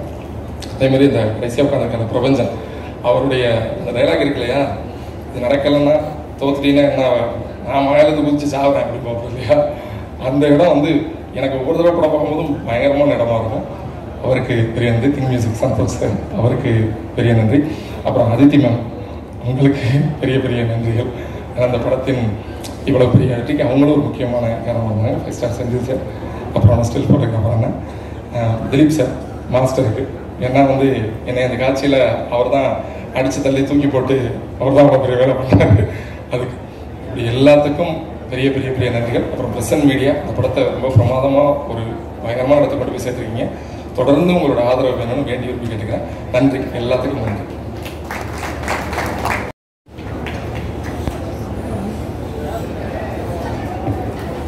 எல்லாருக்கும் வணக்கம். நிறைய பேசியாச்சு நினைக்கிறேன். ரொம்ப முதல்ல பத்திரிகையாளர்களுக்கு ரொம்ப நன்றி. மீடியா மக்கள் எல்லாருமே வந்து என் மேலே ஒரு நம்பிக்கை வச்சுருந்தாங்க. எப்போவுமே நான் படம் எப்படி சொல்கிறது, என்னோடய ப்ரொடியூசர்ஸ் தான் முதல்ல காட்டுவேன். என்னோடய எல்லா படங்களுக்குமே அப்படி ப்ரொடியூசர்ஸ்ட்டை காமிச்சதுக்கப்புறம் அவங்க பெரிய நம்பிக்கையோடு இருப்பாங்க. அதுக்கப்புறம் நான் பயப்படுறவங்க ஒருத்தங்க ப்ரெஸ்ஸு. ஏன்னா ஒரு சமூகம் சார்ந்த படங்கள் எடுக்கும்போது பத்திரிகையோட சப்போர்ட் ரொம்ப முக்கியம். பத்திரிகையாளர்கள் திட்டி ஓடின படங்கள் இங்கே இருக்குது. பத்திரிகையாளர் வந்து இதெல்லாம் படமானு கேட்டு மக்களுக்கு உண்டான படங்கள் இருக்குது. ஆனால் சமூகம் சார்ந்து சமூகம் ஒரு அந்த மாதிரி படங்கள் எடுக்கும்போது நமக்கு யோசிக்கிறது என்னென்னா, பத்திரிகையாளர்களும் அதை எடுத்துகிட்டு போகணும். ஏன்னா அவங்க அந்த நோக்கத்தை புரிஞ்சுக்கிட்டு அதை கொண்டு போனால் தான் அந்த படம் மக்கள்கிட்ட போய் முழுமையாக போய் சேரும் அப்படிங்கிற நம்பிக்கை எனக்கு எப்போவுமே உண்டு.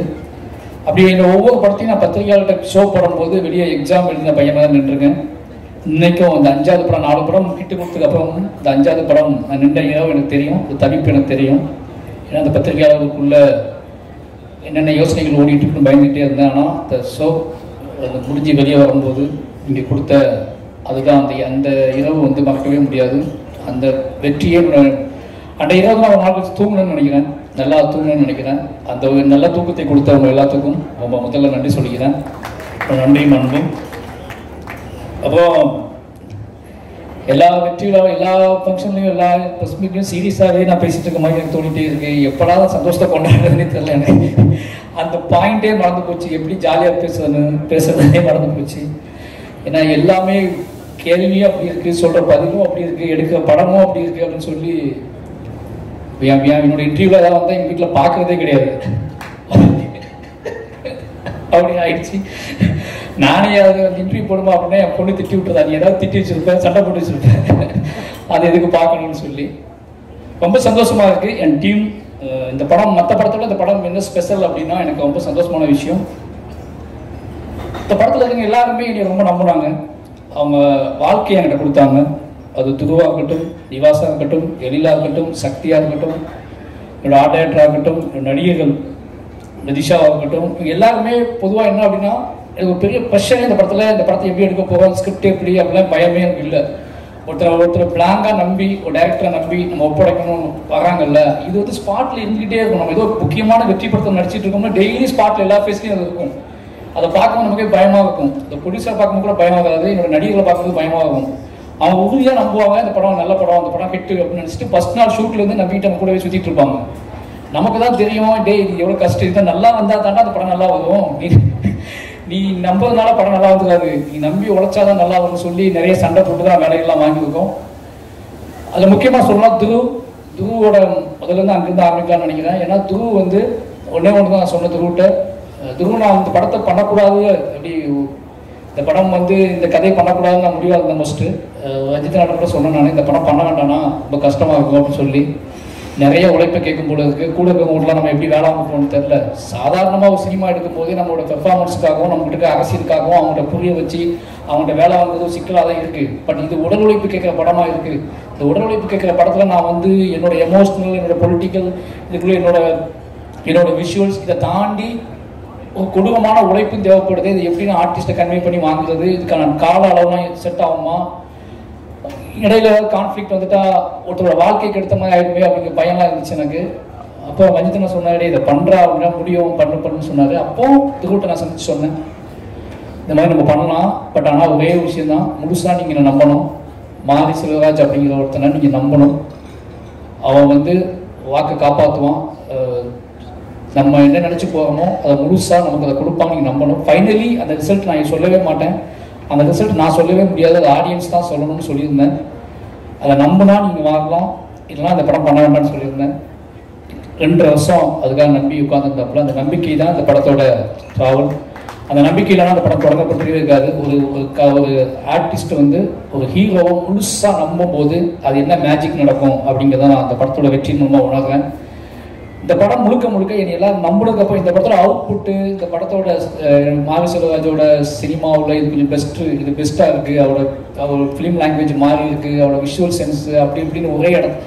இது எல்லா பாராட்டுக்கும் ஒரு முக்கியமான காரணம் என்னன்னு நான் யோசித்தேன் அப்படின்னா, எனக்கே வந்து அப்படியா அப்படின்னு யோசிக்கும் போது ஒரே ஒரு காரணம், என்கிட்ட எல்லாரையும் நீ நம்பினாங்க.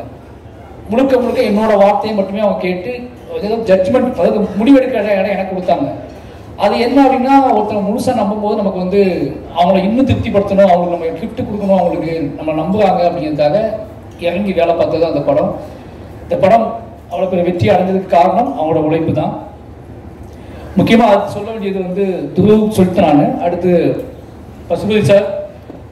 பசுபதி சார் வந்து இந்த கேரக்டர் யார் பண்ணலான்னு முடிவு பண்ணும்போது நான் முடிவு பண்ண இந்த எனக்கு மண்டக்கில் மட்டும் தான் இருந்துச்சு. இந்த படத்தில் 2 ஹீரோ அப்படின்னு என் மண்டக்கில் எப்பவுமே இருந்துச்சு. அது அப்படின்னு நினச்சிக்கிட்டு நான் என்ன பண்ணேன் அப்படின்னா, இன்னொரு ஹீரோ தேடியே போயிட்டு இருந்தேன். எஸ்எஸ் வீரா சார்ட்ட கதை சொன்னேன், விஜய் சேதுபதி சார்ட்ட கதை சொன்னேன். அப்புறம் நைஸாக விக்ரம் சார்ட்ட துண்டை போட்டேன், இந்த ப்ராஜெக்டை பெருசாகணும்னு சொல்லி. யாரெல்லாம் கண்ணுக்கு ஹீரோவாக பெரிய ஹீரோக்கள் இருப்பாங்களோ அவங்களாம் உள்ளே கொண்டு ட்ரை பண்ணிக்கிட்டே இருந்தேன். ஏன்னா அந்த அப்பா வந்து ஹீரோவாக எனக்கு தெரிஞ்சுக்கிட்டே இருந்தார். அதுக்கப்புறம் தான் யோசித்தேன், நான் வந்து நம்ம ஏன் வந்து ஒரு ஹீரோவை தேடிக்கிட்டே இருக்கோம், ஹீரோவை உருவாக்குற வாழ்த்தான தேடணும் அப்படின்னு சொல்லி கன்ஃபியூஸ் ஆகிட்டே இருந்துச்சு எனக்கு. ஏன்னா சரியான ரெஸ்பான்ஸ் கிடைக்கல எனக்கு. அப்போ தான் நான் வந்து பசுபதி சார் முடிவு பண்ணேன். பசுபதி சார்கிட்ட போய் கதை சொல்ல ஆரம்பிச்சதுக்கப்புறம் பசுபதி சார், ஏன்னா இந்த கதையை சொல்லும் போது இந்த கதையை கேட்டு முடித்த உடனே நான் பண்ணுற மாதிரி சொல்கிறேன் இந்த பாயிண்டில் வந்து அதுக்கப்புறம் நீ நம்பினது, நீ ரெடி பண்ணது, என் ஸ்பாட்டுக்கு வந்தது. எனக்கு ஒரு பையன் வந்துகிட்டே இருந்துச்சு. ஏன்னா பசுபதி சார், அமித் சார்க்கெலாம் நான் வந்து இதுதான் ஃபஸ்ட் டைமாக ஒர்க் பண்ணுறேன் அப்படின்னால இவங்களாம் சீனியர் ஆர்டிஸ்ட்டு. சீனியர் ஆர்டிஸ்ட்டை வேலை பார்க்கும்போது நான் வந்து என்னோடய ஸ்பாட்டில் வந்து எல்லாத்தையும் மறந்துடுவேன் மீன்ஸ் நான் என்ன வார்த்தைங்கிறதே மறந்துடுவேன். அப்போ அவங்க என்ன நினைப்பாங்க, நம்மளை தப்பாக நினைப்பாங்களா, என்ன இவன் ஓவரா பண்ணுறான், இவ்வளோ வேலை பார்க்குறான், இப்படி பண்ணுறான் அப்படி பண்ணுறான் யோசிச்சுப்பாங்கன்னு பயந்துகிட்டே இருந்தேன். ஆனால் ஒரு கட்டத்துக்கு அப்புறம் தான் தெரிஞ்சு இவங்க எல்லாமே என்னோட உழைப்பை ரசிச்சிருக்காங்கன்னு சொல்லி, நான் உழைப்பை சைக்கோத்தனம்னு சொல்லி கிளம்பி போனவங்க நிறைய பேர் இருக்காங்க, என்னை விட்டு போனவங்க நிறைய பேர் இருக்காங்க. ஏன்னா உழைப்பு ஜெயிச்சாதான் அது வேல்யூ, உழைப்பு தோத்துருச்சு அப்படின்னா அதை சைக்கோன்றுவாங்க. என்னோட ஃபர்ஸ்ட் படத்துல வந்து நடந்துகிட்டே இருக்கு எனக்கு. பட் என்னோட உழைப்பை வந்து முதல்ல ரசித்தவங்க என்னோட senior sir Ameer sir, Lal sir, Pasupathi sir, இவங்க 3 பேருமே அவ்வளோ சுதந்திரமாக என்னை பார்த்துக்கிட்டே இருந்தாங்க. நான் என்ன இழுத்தாலும், நான் என்ன சொன்னாலும், இந்த லாஸ்ட் சீன் எடுத்துட்டு இருக்கும்போதெல்லாம் பசுபதி சார் காய்ச்சல் நினைக்கிறேன். என்ன சார், அந்த வயக்காட்டில் இறங்கி அந்த நல்ல சென்னையில் மழைக்காலம், அது மழை பெஞ்சிக்கிட்டே இருக்கு, இடையில எடுக்கவும் நடுங்கிக்கிட்டே இருந்தார். நான் நிறைய டேக் போனேன், சார்ட்டை வந்து மாற்றி எடுத்தேன். அவர் அன்னைக்கு அது ஷூட் முடிச்சுட்டு நேராக ஹாஸ்பிட்டல் தான் போய் அட்மிட் ஆனார். சாரி சார், அன்னைக்கு நான் உங்களோட சாரியும் கேட்கல, ஒன்றும் கேட்கல, அது எனக்கு தெரியல, நீ முடிச்சே ஆகணும்னு சொல்லி பண்ணேன். நீங்கள் எனக்கு பொறுத்துக்கிட்டு அந்த ஃபுல்லாக பண்ணி கொடுத்தீங்க, ரொம்ப நன்றி. அமீர் சார் ராட்சசன் நினைப்பேன் நான் எப்போவுமே. அதை நம்ம உழைக்கும் நடக்கணும்னு வந்து அவர்கிட்ட எடுத்துக்கிட்டது தான். நிறைய விஷயங்கள் அவரோட மேக்கிங்லாம் பார்த்துட்டு நான் வந்து யோசிப்பேன். ஒரு சினிமாவை ஒருத்தர் வந்து நம்ம இன்னொன்று பண்ண போக கிடையாது, இந்த கதைக்கு எவ்வளோ உழைக்கணுமோ அவ்வளோ உழைச்சி கொடுப்போம் அப்படின்னு பண்ணுறதுக்குள்ள அது அவர்கிட்ட எடுத்துக்கிட்டது. அந்த திமிர் எனக்கு ரொம்ப பிடிக்கும், அந்த திமிர்லேருந்து எடுத்துக்கிட்டது தான். அவர் தான் வேணும்னு நெட்டுக்கிட்டோம் ஸ்கிரிப்டுக்காக. தலைவர் வரலன்னா தலைவர் நாங்கள் கூப்பிடலை. அதித்தி சொல்லிச்சுல்ல, அதித்தி நிறைய சிக்கல்கள் இருந்துச்சு. அப்போ என்ன சொல்கிறது, அமீர் சார் வேற உள்ள வரமாட்டாருன்னு பயமாக இருந்துச்சு எனக்கு. அது காரணம் அமீர் சார் சுற்றி நிறைய பிரச்சனைகள் நடந்துட்டு இருந்துச்சு. இந்த பிரச்சனைகளோட எப்படி ஸ்பாட்டுக்கு போகாது, ஃபாலோ ஆகாதுன்னு டவுட் இருந்துச்சு. நான் உறுதியாக நம்பினேன். நம்ம நம்புகிற அந்த சும்மா ஒரு கிரிஞ்சி டைலாக் தான், நம்ம நம்புற ஆர்ட் ஃபார்ம் ஒன் பண்ணா அந்த ஆர்ட் ஃபார்மை அவங்களை கூட்டிகிட்டு வரண்டா அப்படின்னு சொல்லி எல்லா இடத்துலையும் க்ளீன் மேட் வைங்களா அப்படின்னு சொல்லி 60 நாள் க்ளீன் மேட்லேயே ஷூட் பண்ணிட்டு இருக்கோம். அந்த க்ளீன் மேட்டில் யார் வரான்னு கேட்டுகிட்டே இருக்காங்க. அதை சொல்றதுக்கும் பயமா இருக்கு, அமீர் சார் வரான்னு சொல்றதுக்கும். அதுக்கப்புறம் கடைசியாக தகவல் கிடச்சி அமீர் சார் வரப்போறான்னு சொல்லி அப்ளாஸும் நியூகம் ஸ்டுடியோஸும் முடிவு பண்ணி சரி கொடுக்குவோம் வாங்கிக்கோ அப்படின்னு சொல்லி கொடுத்தாங்க. அமீர் சார் வந்தார். அந்த படத்தோட ஒரு ஆன்மா உள்ள அந்த மாதிரி ஒரு ஃபீல் இருந்துச்சு. ஏன்னா எனக்கு தெரியும் இந்த அமீர் சார் ஏன் இவ்வளோ அமீர் சார் பற்றி நான் பேசணும்னு தெரியும். அது ஒரு பர்சனல் கனெக்ட் இருக்கு. அந்த கேரக்டர் உள்ள அமீர் சார் உள்ள வந்ததுக்கு அப்புறம் தான் நான் இந்த படத்தோட வேகம், இந்த படத்தை எடுத்ததுக்கான நோக்கமும் எனக்கு முழுசா நிறைவடைந்த மாதிரி தோணுச்சு. ரொம்ப நன்றி சார். அதை புரிஞ்சுக்கிட்டு நீங்கள் என்னோட எமோஷனலாக புரிஞ்சுக்கிட்டு நடிச்சிங்க. எமோஷனலாக ஒரு டைரக்டரோட எமோஷனல் மட்டும் இல்லை, பொதுவாகவே மாரி செல்வராஜ்ங்கிறவன் இந்த படம் ஏன் எடுக்கிறான் அப்படிங்கிறத தெரிஞ்சுக்கிட்டு இந்த கேரக்டர் நம்மளை ஏன் சூஸ் பண்ணான், இந்த கேரக்டர் அவன் எவ்வளோ நேசிக்கிறான், இதுதான் தெரிஞ்சுக்கிட்டு அதை பண்ணாரு. அதனால தான் அந்த அவுட்புட் கிடச்சி. அந்த பாம் ஷாட் கூட சொன்னாங்கல்ல, அது எல்லாரும் என்கிட்ட கேட்டாங்க அது என்ன எப்படி நடிச்சாருன்னு கேட்டாங்க. நான் சொன்னேன் அது அமீர் சார் தான் நடிச்சாரு அப்படின்னு சொல்லி. அது அங்கே தான் அப்படியே தான் எடுத்தோம். எனக்கு பயமாக தான் இருந்துச்சு. ஓகேவா சார் நான் கேட்டேன். ஓகே நீங்கள் எடு அப்படின்னு எடுத்தோம். இது வரைக்கும் எங்கிட்ட வந்து அன்கம்ஃபர்டபுளாக எனக்கு பேசவே இல்லை. இப்போ வரைக்கும் நீ ரசிக்கிறாரு, நீ கொண்டாடுறாரு. ரொம்ப நன்றி சார். அப்புறம் வந்து லால் சார், இந்த 3 பேர் முக்கியமானவங்க. Pasupathi sir, Lal sir, Ameer sir 3 பேர் முக்கியமானவங்க. லால் சார் வந்து இந்த கேரக்டர் லால் சார் எப்படி அமீர் சார் கேரக்டர் எனக்கு எவ்வளோ முக்கியமோ அதில் லால் சார் கேரக்டர் ரொம்ப ரொம்ப முக்கியம். அது காரணம் மனத்து கணேசன் தான். எனக்கு அமீர் சார் கேரக்டர் ரொம்ப முக்கியம், ரொம்ப சோல். நான் அதை பார்த்தே வளர்ந்த ஒருத்தன், அதை நம்பியே வளர்ந்த ஒருத்தன். மனதி கணேசன் அப்படிங்கிறவங்க வந்து லால் சார் கந்தசாமி கேரக்டர், அந்த கேரக்டரோட பாயிண்ட் ஆஃப் வியூ அந்த கேரக்டரை நேசிச்சு அந்த கேரக்டரில் வளர்ந்த ஒருத்தர், அதை நம்பி வாழ்க்கையை ஒப்படைச்ச ஒருத்தர். இப்போ 2 பேரும் நான் மிக்ஸ் பண்ணுறேன். அமீர் சார் மனத்தி கணேசனையும் மாரி செல்வராஜையும் மிக்ஸ் பண்ணி ஒரு கதை பண்ணுறேன்னு தான் பண்ணுறேன். அப்படிங்கும்போது இந்த 2 கேரக்டர் தான் எங்களுடைய emotional. Lal sir character, Amit sir character, Kandasamy, Pandiyaraja. இந்த 2 கேரக்டருக்குள்ளேயும் இங்கே 2 பேரோட ஆன்மா இருக்குது. இந்த 2 கேரக்டரையும் 2 பேருமே நேசிக்கலாம். இந்த 2 கேரக்டரையும் நான் பயங்கரமாக இந்த 2 கேரக்டர் தான் இந்த படம் எடுப்பதற்கான முழு ஆன்மான்னு எங்களுக்கு தெரியும். அதனால் அந்த கேரக்டர் டிசைன் பண்ணுறதுக்கு நான் யோசிச்சுக்கிட்டே இருந்தேன். அந்த கேரக்டர் லால் சார் பொருத்தமாக அமைஞ்சார். அவரும் இந்த கதையை புரிஞ்சுக்கிட்டு எனக்கு எல்லா வேலையும் செஞ்சு கொடுத்தாரு. ரொம்ப முக்கியமானது, அந்த டைலாக்ஸ் எடுக்கும்போது லால் சார்கிட்ட வந்து நம்ம எந்த டைலாக் வாங்கி இந்த படத்தை ஃபுல்ஃபில் பண்ணுவோம். ஏன்னா அந்த அமித் சாரும் லால் சாரும் பேசக்கூடிய டைலாக் தான் அந்த படத்தோட மையம்னு எனக்கு நல்லாவே தெரியும். என்னதான் கிட்டானோட வாழ்க்கை இருந்தாலும் இவங்க 2 பேரும் பேசி என்னவா முடிவுக்கு வராங்க அப்படிங்கிறது முக்கியமான விஷயம் எனக்கு தெரியும். அந்த 2 விஷயங்கள் எழுதும்போது மட்டும்தான் நான் ரொம்ப இத்தனை நாள் கற்றுக்கிட்ட சினிமா, கிராஃப்ட்டு, என்னோட வாசிப்பு, இது எல்லாத்தையும் மிக்ஸ் பண்ணி என்னோட அறிவு, என்னோட ஒட்டுமொத்த ஊர் சார்ந்த பார்வை, இது எல்லாத்தையும் உள்ளே வச்சு அந்த கேரக்டர் டிசைன் பண்ணேன். அந்த கேரக்டர் 2மே மக்களால் ஏற்றுக்கொள்ளப்பட்டதும், அந்த 2 கேரக்டரும் பக்கம் இருக்கக்கூடிய எமோஷனல், சண்டை, பகை, நியாயங்கள், தர்க்கங்கள், இது எல்லாமே ஒரு அளவுக்காவது புரிஞ்சு அது ஒரு சமநிலை நோக்கி நகர்ந்ததுக்கு அப்படிங்கிறதுக்கான வெற்றியாக தான் அந்த வெற்றியை நான் பார்க்குறேன். அதை நான் ஒன்றாதான் திருநெல்வேலி மண்ணிலேருந்து, திருநெல்வேலியில் சார் சொன்னார் நிறைய ரிப்போர்ட்டர் என்னை கேள்வி கேட்டாங்கன்னு. அவங்க கேள்வி கேட்கும்போது நான் தைரியமாக ஹேண்டில் பண்ணுறதுக்கான இதை கொடுத்தது அங்கே இருக்க மக்கள் தான். அந்த மக்கள் அந்த படத்தையும் ஒட்டுமொத்த தமிழ் மக்களும் அங்கே அந்த படத்தை கொண்டாடிக்கிற விதம் எனக்கு தெரியும். அதனால் வந்து லால் சாருக்கு அந்த கேரக்டரை வடிவமைச்சு கொடுத்த லால் சாருக்கு ரொம்ப நன்றி. அப்புறம் இங்கே 3 பேர் முடிச்சிட்டாங்க. அப்போ ரஜிஷா சொல்லணும். ரஜிஷா வந்து இந்த கேரக்டர் வந்து நிறைய பேர்ட்ட நான் சொன்னேன், தமிழ் நடிகர்கள்ட்ட நிறைய பேர்ட்ட சொன்னேன். அதை வந்து அக்கா அப்படிங்களே யாரும் பண்ணலன்ட்டாங்க. பண்ணுறேன்னு சொல்லிக்கலாம், வந்து கடைசி நாளில் பண்ணலன்ட்டாங்க. எனக்கு ரொம்ப கஷ்டமாக இருந்துச்சு. என்னடா இதுதான் இந்த படத்தில் முக்கியமான விஷயமா இருக்குது, இவ்வளோ ஸ்பேஸ் இருக்குது இந்த படத்துக்கு அப்படிலாம் சொல்கிறோம். எவ்வளோ சொல்கிறோம், நான் புரிய வைக்க ட்ரை பண்ணேன் நிறைய ஆர்டிஸ்ட்டை. மாரி செல்வராஜ் படம் ஓகே, பட் ஆனால் அக்காலும் நடிக்க முடியாதுன்னு சொல்லிட்டு நிறைய பேர் சொல்லிட்டாங்க. ரொம்ப எமோஷனலாக இருந்துச்சு. எனக்கு அது ரொம்ப கஷ்டமாக இருந்துச்சு. ஏன்னா ஒரு கேரக்டர் கதாநாயகன் கூட காதலிச்சா மட்டும்தான் அது கதைக்கு சம்மந்தப்பட்ட கேரக்டர் நம்பக்கூடிய சூழலும் இருக்குமே அப்படிங்க எப்படி புரியவே தெரியல. ஏன்னா வாழையில் அம்மா தான் கதாநாயகன் நான் நம்பிட்டு இருக்கேன். அதே மாதிரி என்னோட ஒவ்வொரு படத்துலையும் ஒரு சினிமா நம்ம பார்க்குறோம். அந்த படம் பார்க்கும்போது முடிச்சுட்டு வெளியே போகும்போது ஒவ்வொரு பார்வையாளனுக்கும் எந்த கதாபாத்திரத்தை வீட்டுக்கு கூட்டிகிட்டு போகிறானோ அந்த கதாபாத்திரம் தான் அந்த பார்வையாளனுக்கு அந்த கதையின் நாயகனோ நாயகியோ அப்படிதான் நான் நம்பி பண்ணிட்டு இருப்பேன். பட் இந்த கேரக்டர் யாரும் பண்ண மாட்டேன்னு சொன்ன உடனே எனக்கு கொஞ்சம் கஷ்டமாக தான் இருந்துச்சு. அப்புறம் தான் ரிஷாவுக்கு ஃபோன் பண்ணேன். ரிஷா ஃபோன் அடிச்சுட்டு எனக்கு இந்த படம் பண்ணணும்னு சொன்னேன். அக்கான்னு சொன்ன உடனே அவங்க ஒன்றும் யோசிக்கல, நான் பண்ணுறேன்னு வந்து பண்ணாங்க. நிறைய உழைப்பு போட்டிருக்காங்க இந்த படத்தில், எனக்கு நல்லா தெரியும். ஏன்னா ஒரு கேரக்டர் பண்ணும்போது பெரிய உழைப்பு போடுறதுக்கு இல்லை, அது ரொம்ப முக்கியமான விஷயம். எனக்கு நல்லா தெரியும். மென்டலாகவும் நிறைய உழைப்பு போட்டிருக்காங்க, அவங்களுக்கு ரொம்ப நன்றி. அப்புறம் அனுபமா பற்றி சொல்லணும்.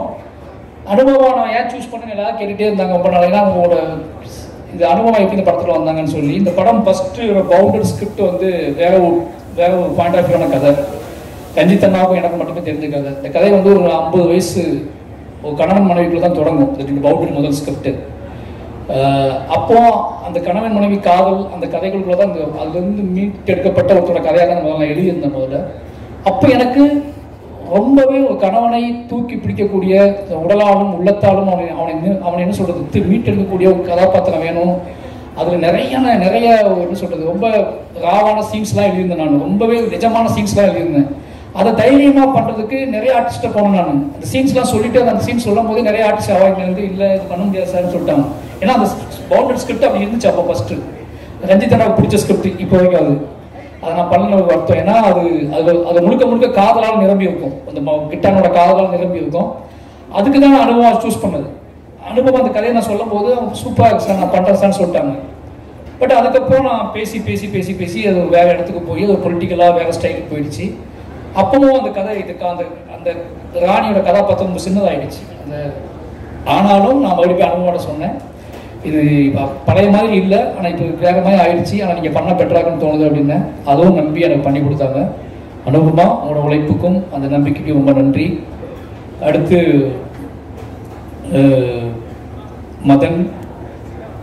மதன் வந்து கிட்டத்தட்ட என்ன சொல்கிறது, மதன் எப்போ வேணாலும் கூப்பிட்டு எந்த கேரக்டர் வேணாலும் கூப்பிட்டு நடிக்க வைக்கலாம். அது எனக்கு நல்லா தெரியும்.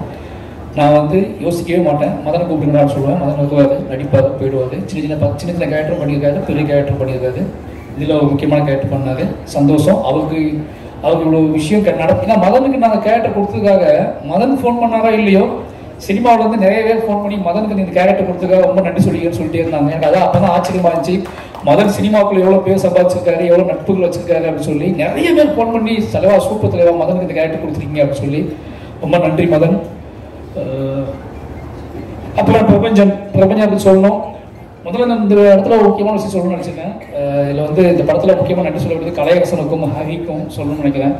ஏன்னா அந்த படத்தில் கலையரசன் வந்து துரு கூட ஒரு 20 நாள் ட்ரைனிங் வந்தார். ஹரியும் துவங்கி 20 நாள் ட்ரைனிங் வந்தார். 2 கேரக்டரு. நான் எப்படி துருவை கஷ்டப்படுத்தினோ அதே மாதிரி அவங்க நிறுத்தி கஷ்டப்படுத்தினேன்.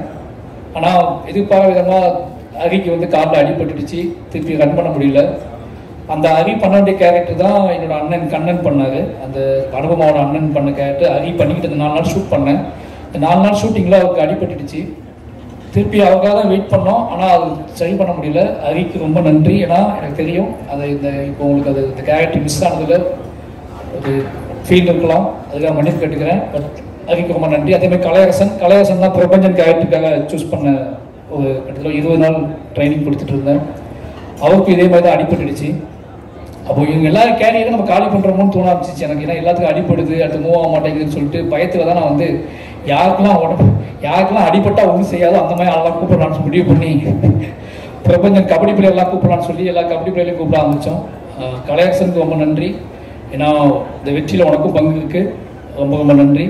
பிரபஞ்சன் கலைப்பதாக வந்தவர் தான் பிரபஞ்சன் நான் வந்து முதல்ல சொன்னது கலை போயிட்டான். அப்போ நம்ம என்ன பண்ணோம் அப்படின்னா இதுக்கப்புறம் எவ்வளோ அடி விழுந்தாலும் தாங்கக்கூடிய உடம்போட அது புரிஞ்சுக்கிட்ட வாழ் வேணும். அதனால் கபடி விளையாடுறத கூப்பிட்டு வாங்கன்னு சொல்லி பிரபஞ்சனை கூப்பிட்டோம். பிரபஞ்சன் நடிப்பு சொல்லிக் கொடுத்தோம். நடிப்பு சொல்லிட்டு போயிட்ட அவசியமே இல்லை. ஏன்னா பிரபஞ்சன்கிட்ட ஒரு இயல்பு இருந்துச்சு. அந்த இயல்புக்குள்ள ஒரு புரிதல் இருந்துச்சு. அந்த புரிதலுக்குள்ள ஒரு நம்பிக்கை இருந்துச்சு. அந்த நம்பிக்கையின் அடிப்படையில் கூட ட்ராவல் பண்ணார். ஒரு 3-4 நாள் தான் ஒரு ட்ரைனிங் கிளாஸ் போயிருப்பார். ரொம்ப ஈஸியாக பண்ணி கொடுத்தாரு பிரபஞ்சன் வந்ததுக்கப்புறம் துருக்கு அது பயங்கர சப்போர்ட் ஆகிடுச்சு. பிரபஞ்சன் எனக்கு தெரில என்னோட ஆர்டிஸ்டாக தொடர்பாக நினைக்கிறேன். நன்றி, வாழ்த்துக்கள் பிரபஞ்சன். அப்போ இப்படி எல்லா நிறைய நடிகர்கள் எங்கள் ஊருக்காரர்கள் அப்போ வள்ளிநாயகம் சொல்லலாம் கோச்சுக்குவாங்க தலைவர் ஓகேங்களா. அவன் வேற ஒரு படையை வச்சிருக்கான். அந்த படை வந்து கமெண்ட்ல நம்மளை வந்து சாவடிக்குது. நீங்க எங்க அண்ணனுக்கு அது கொடுக்கல, எங்க அண்ணனுக்கு இது கொடுக்கல. எல்லா நாளும் எங்க போனாலும் அவன் தான் சொல்லி அனுப்புவானா இல்லை இது எங்க நடக்குன்னே தெரியல. ஆனா ரொம்ப என்ன சொல்றது ரொம்ப மரியாதையான பையன் மாதிரி நின்றுக்குவான். இப்படி பாவமா நின்றுக்குவான். எனக்கு என்னோட பலம் சொல்லலாம் வள்ளி நாயகத்தை, கண்ணன் நின்று என் ஊர் மக்களை. ஏன் அப்படின்னா நான் படத்துக்கு போகும்போதே ஒருவேளை என் ஆர்டிஸ்ட்டுக்கு என்னோட டீமுக்கு ஏதாவது பிரச்சனை ஆயிடுச்சுன்னா அவங்க டக்குன்னு உள்ள கொண்டு வந்துடலான்னு சொல்லி எல்லாம் என்கிட்ட கேட்டாங்க. பழைய ஆர்டிஸ்டே உங்களுக்கு இருக்காங்களே, அவங்களுக்கு நிறைய பேர் இருக்காங்கன்னு கேட்டாங்க. நான் பிளான் பண்ணிலாம் போக மாட்டேன். அவங்களாம் இருக்கவே கூடாது தான் போவேன். ஏதாவது சிக்கலாயிடும், அப்போ அவங்களே உள்ளே வந்துடுவாங்க. அப்படி தான் வள்ளிநாயகம் உள்ளே வந்தாப்புல. வள்ளிநாயகம் எப்படி அமித்ஷாட்ட வந்து மாஸ்டர் நிறைய அவார்டுகள் வாங்கினாரோ அது மாதிரி வள்ளிநாயகம் என்கிட்ட வந்து அதை பஸ்ஸில் எடுக்கும்போது நிறைய அவார்டுகள் வாங்கினாரு. அந்த விருதுகளை தான் அவங்க கொண்டு வந்துருக்குன்னு நினைக்கிறேன். அது அவனுக்கு தெரியும். அப்போ அவனுக்கு புரிஞ்சுக்கிட்டான் அந்த கேரக்டர் வந்து ரொம்ப ஸ்ட்ராங்கான கேரக்டர் தெரிஞ்சிருச்சு. அப்போ நான் அவனோட உழைப்புக்காக தான் நிறைய ஷார்ட் எடுக்க ஆரம்பிச்சேன். அவனை ஃபர்ஸ்ட் அந்த கேரக்டர் அப்படியே போயிடும். அப்போ தான் படம் எடிட் பண்ணி பார்க்கும்போது தான் இவனோட முகம் தேவைப்பட்டுட்டே இருந்துச்சு. எல்லா நாளும் ஷூட்லேயும் அவனுக்கு க்ளோஸ் அப் எடுத்துக்கிட்டே இருப்பேன், சும்மா கூப்பிட்டு அந்த மாதிரி. அவனோட உழைப்பு பாராட்டப்படுறதுல கொண்டாடப்படுறதுல ரொம்ப சந்தோஷம் எனக்கு. என்னமோ அவன் நடிகனாக தான் தொடர்பான்னு தோணுது. ஏன்னு கேட்டிங்கன்னா அவன் எங்கள் பக்கமே வரமாட்டேன்றான். டைரக்ஷன் டிபார்ட்மெண்ட் டிஸ்கஸ் பண்ணிட்டு இருப்போம், என் பக்கமே வரமாட்டான். அதாவது என் கூடவே இருக்கணும், அசிஸ்டன்ட் வேலை பார்ப்பாரு, ஆனால் நடிகனாக தொடர்பார். இப்படி இதுதான் இப்போ அவனோட பிளானாக இருக்கு. வாழ்த்துக்கள். யாரும் சொன்னாங்க என்கிட்ட, அது தமிழ் டைரக்டர் தமிழ் இருக்காருல, அவர் மிஸ் பண்ண படம்னா இவருக்கு போகும், இல்லது அவர் என்ன சொல்றது, அவர் சினிமா விட்டாருன்னா இவர் ஜெயிப்பாரு, இல்லை இவர் சினிமாவுக்கு போயிட்டாருன்னா அவர் ஜெயிப்பாரு, ஏதோ பேசிட்டு இருந்தாங்க என்கிட்ட. அப்படி ஒரு முகமாக அவன் கிடச்சிருக்கான் அப்படின்னு ரொம்ப சந்தோஷம். அப்புறம் கண்ணன் எங்கள் அண்ணன், அவனும் பெரிய உழைப்பை போட்டிருக்கான். அவனும் இந்த படத்தில் என்கிட்ட நிறைய அவார்டுகள் வாங்கியிருக்கான். ஏன்னா இவங்க நான் அவார்டு கொடுக்க முடிஞ்ச உடனே அவார்டு கொடுக்க முடிஞ்ச ஆட்கள் இவங்க தான். அது மட்டும் இல்லாமல் கபடி பிளேயர்ஸ் எங்கள் ஊருக்காரங்க எல்லாருமே இந்த அவங்க என்ன கபடி படமாக இருந்தாலும் சரி, அது என்ன சொல்கிறது காதல் படமாக இருந்தாலும் சரி, நம்மளை கூப்பிட்டா இப்படி தான் வேலை வாங்குவோன்னு அவங்களுக்கு தெரியும். அதே மாதிரி வேலை வாங்கினேன் எல்லாம் பண்ணி கொடுத்தாங்க. ஊர் மக்கள் அத்தனை பேருக்கும் இந்த லிஸ்ட் நிறைய இருக்குது, அது வேண்டாம்னு நினைக்கிறேன். தூத்துக்குடி மாவட்டத்தில் இருக்கிற, திருநெல்வேலி மாவட்டத்தில் இருக்கிற நிறைய கிராமங்கள்லேருந்து கபடி பசங்க வந்தாங்க. நிறைய பேர் நடித்தாங்க. நிறைய பேர் ராத்திரி பகலாக என் கூட ட்ராவல் ஆனாங்க. அத்தனை பேர்த்துக்குமே நன்றி. ஏன்னா இது அத்தனையும் செட் பண்ணது கணேசன் தான். இந்த படம் நடக்கிறதுக்கான காரணத்தில் நான் வந்து முழுசாக நம்புறது கணேசன் இருக்காருன்னு சொல்லி தான். கணேசனை வந்து முழுசாக அந்த பசங்களோட செட் பண்ணி அவங்கள நம்பி அவங்க கிரௌண்ட் செட் பண்ணி எல்லா வேலையும் பார்த்து கொடுத்து துரு வந்து அவங்களோட உழைப்பையும் அவங்களோட முழிப்பையும் பார்த்துட்டு தான் துருவுக்கு ஒரு நம்பிக்கையே வந்துச்சு. இவ்வளோ சின்ன வயசுல இவ்வளோ பசங்க இவ்வளோ வேகமாக வேலை செய்கிறாங்க, விடிய முழிக்கிறானுங்க, கபடி விளையாடுறாங்க, காலையில் சாதாரண டயட்டுக்கு சுற்றிட்டு இருக்கானுங்க, மறுபடியும் எடுப்படி வேலையெல்லாம் பார்க்குறானுங்க, திருப்பி இப்போ கூப்பிட்டா ஸ்பாட்டில் போய் கபடி விளையாடுறானுங்க. இது எல்லாத்தையும் பார்த்து தான் துருவுக்கு உழைப்பினோட ஊசி தட்டி இவ்வளோ உழைப்புல இவ்வளோ ஊசி இருக்கான்னு கண்டுபிடிச்சி அவன் பயங்கரமாக உழைக்க ஆரம்பித்தான். அந்த உழைப்போட வெற்றி தான் இந்த படத்துக்கோட மிகப்பெரிய பலமாக இருந்துச்சு. அந்த துருவுக்கு உழைப்போட ஊசியை சொல்லிக் கொடுத்த எங்கள் ஊர் மக்களுக்கு எவ்வளோ நன்றி சொன்னான்னு பத்தாது. ஏன்னா நான் சொல்லிக் கொடுத்தது அவனுக்கு ஆக்டிங்கு, நான் சொல்லிக் கொடுத்தது அவனுக்கு வந்து என்ன சொல்கிறது, நான் சொல்லிக் கொடுத்த எல்லாமே சினிமாவை இந்த சினிமாவுக்கு நீ தயாராகணும்னா உன்னோட மனசை எப்படி அவனோட மனசை பக்குவப்படுத்தணும். ஆனால் அதுக்கு ஊசி நாக்கில் நான் தடவவே இல்லை. அதை தடவுனதுக்குள்ள என் ஊருக்காரங்க தான் சுற்றி எல்லாரும் டெய்லி உட்காந்து அவங்க தடவை விட்டுட்டே இருந்தாங்க. அவங்க நாக்கை சொட்டாங்கி போட்டு என்னை வந்துகிட்டே இருப்பான், சார் நான் அது பண்ணுறேன் சார் இது பண்ணுறேன் சார்னு சொல்லி. அந்த அவனுக்கு பெரிய பலத்தை கொடுத்த திருநெல்வேலி தூத்துக்குடி மாவட்டத்தில் எல்லா கிராமத்து எல்லா கபடி பிளேயருக்கும் நன்றி. அதுக்கப்புறம் ஸ்டேட் பிளேயர்ஸ், கபடி பிளேயர்ஸ், அந்த பிரபஞ்சன் டீமு, நிறைய நேஷனல் பிளேயர்ஸ், இவங்க எல்லாத்துக்குமே ரொம்ப நன்றி. இவங்க எல்லாருமே என்னைய தெரியாத நேஷனல் கபடி பிளேயர் கூட ஸ்பாட்டில் இவன் தான் டைரக்டர், வேலை பார்க்குறான், ஒரு டைப்பாக தான் அலையான்னு சொல்லி என்னை நம்பி வெயிலில் கிரவுண்டில் விளாண்டு எனக்கு சப்போர்ட் பண்ணி, ஏன்னா அவங்களாம் மேட்டில் ஆடுறவங்க, அவங்க வந்து வெறும் தரையில் விளையாண்டு பெரிய சப்போர்ட் பண்ணி கொடுத்தாங்க. எல்லாத்துக்குமே நன்றி. இந்த படத்தோட வெற்றியில் உங்கள் கண்ணுக்கு தெரியாத, உங்கள் கண்ணுக்கு தென்படாத எத்தனையோ பேர் இருக்காங்க. அவங்க அத்தனை பேர் உழைப்பு சொல்லி மாறாது. ஏன்னா எல்லாரும் சொல்கிறோம், நீங்கள் உங்களுக்கு துருவோட உழைப்பு தெரியும், என்னோட உழைப்பு தெரியும், எங்கள் டீமோட உழைப்பு தெரியும். ஆனால் இது அத்தனையும் தாண்டி பெரிய உழைப்பை போட்டது கண்ணுக்கு தெரியாத நிறைய இளைஞர்கள் தான். நிறைய பேர் வேலை செஞ்சுருக்காங்க, ராத்திரி பகலாக வேலை செஞ்சுருக்காங்க. அவங்க அத்தனை பேர்த்துக்கும் எங்களோட டீம் சார்பாகவும் அஜித் அண்ணன் சார்பாகவும் இந்தியன் ஃபிலிம்ஸ் சார்பாகவும் நன்றி சொல்லிக்கிறேன். மொத்தமாக நன்றி சொல்லிட்டு நினைக்கிறேன். அப்போ அனிதா நிறைய பேர் நடிச்சிருக்காங்க. இவங்க எல்லாருமே அழகப்பெருமாள் சார் வந்து எப்படி சொல்கிறது, தம்பி ஒரு மெசேஜ் அனுப்புவாங்க தம்பின்னு சொல்லி, சார் வாங்க சார் ஷூட்டிங் ஸ்பாட் வாங்க சார், அவ்வளோதான். அப்படி தான் அந்த கேரக்டர் ஸ்டார்ட் ஆகும். இனி ரொம்ப நம்பக்கூடிய வாழ். அவங்க இந்த படத்தில் முக்கியமான கேரக்டர் பண்ணி கொடுத்து நல்லா பண்ணி கொடுத்தாரு. அழகப்பெருமாள் சாருக்கு நன்றி. இன்னொரு டீம் சொல்லி அவங்க இந்த இடத்துல நடிகர்கள் எல்லாரும் சொல்லிட்டு நினைக்கிறேன். யாராவது மிஸ் பண்ணி தான் மன்னிச்சுக்கோங்க.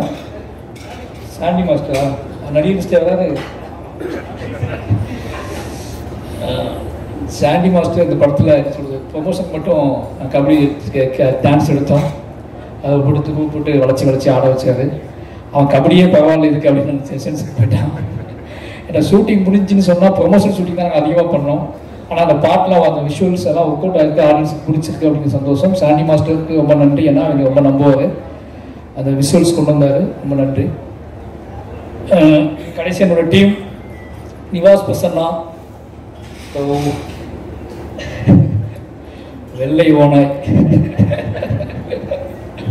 ஃபர்ஸ்ட் நாள் ஷூட்டிங் ஸ்பாட்டுக்கு வந்திருந்தா அவ்வளோ தலைவர் என்னை பார்க்க திருநெல்வேலிக்கு.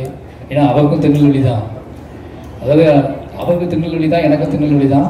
ஆனால் எப்படி தான் வந்தார் அவர் வந்து நான் என்னமோ ஜம்மு காஷ்மீரில் ஷூட் பண்ணிட்டு இருக்க மாதிரி அவர் வந்து அந்த புதுசாக அந்த ஊருக்கு வந்த மாதிரி உட்காந்துருந்தார்.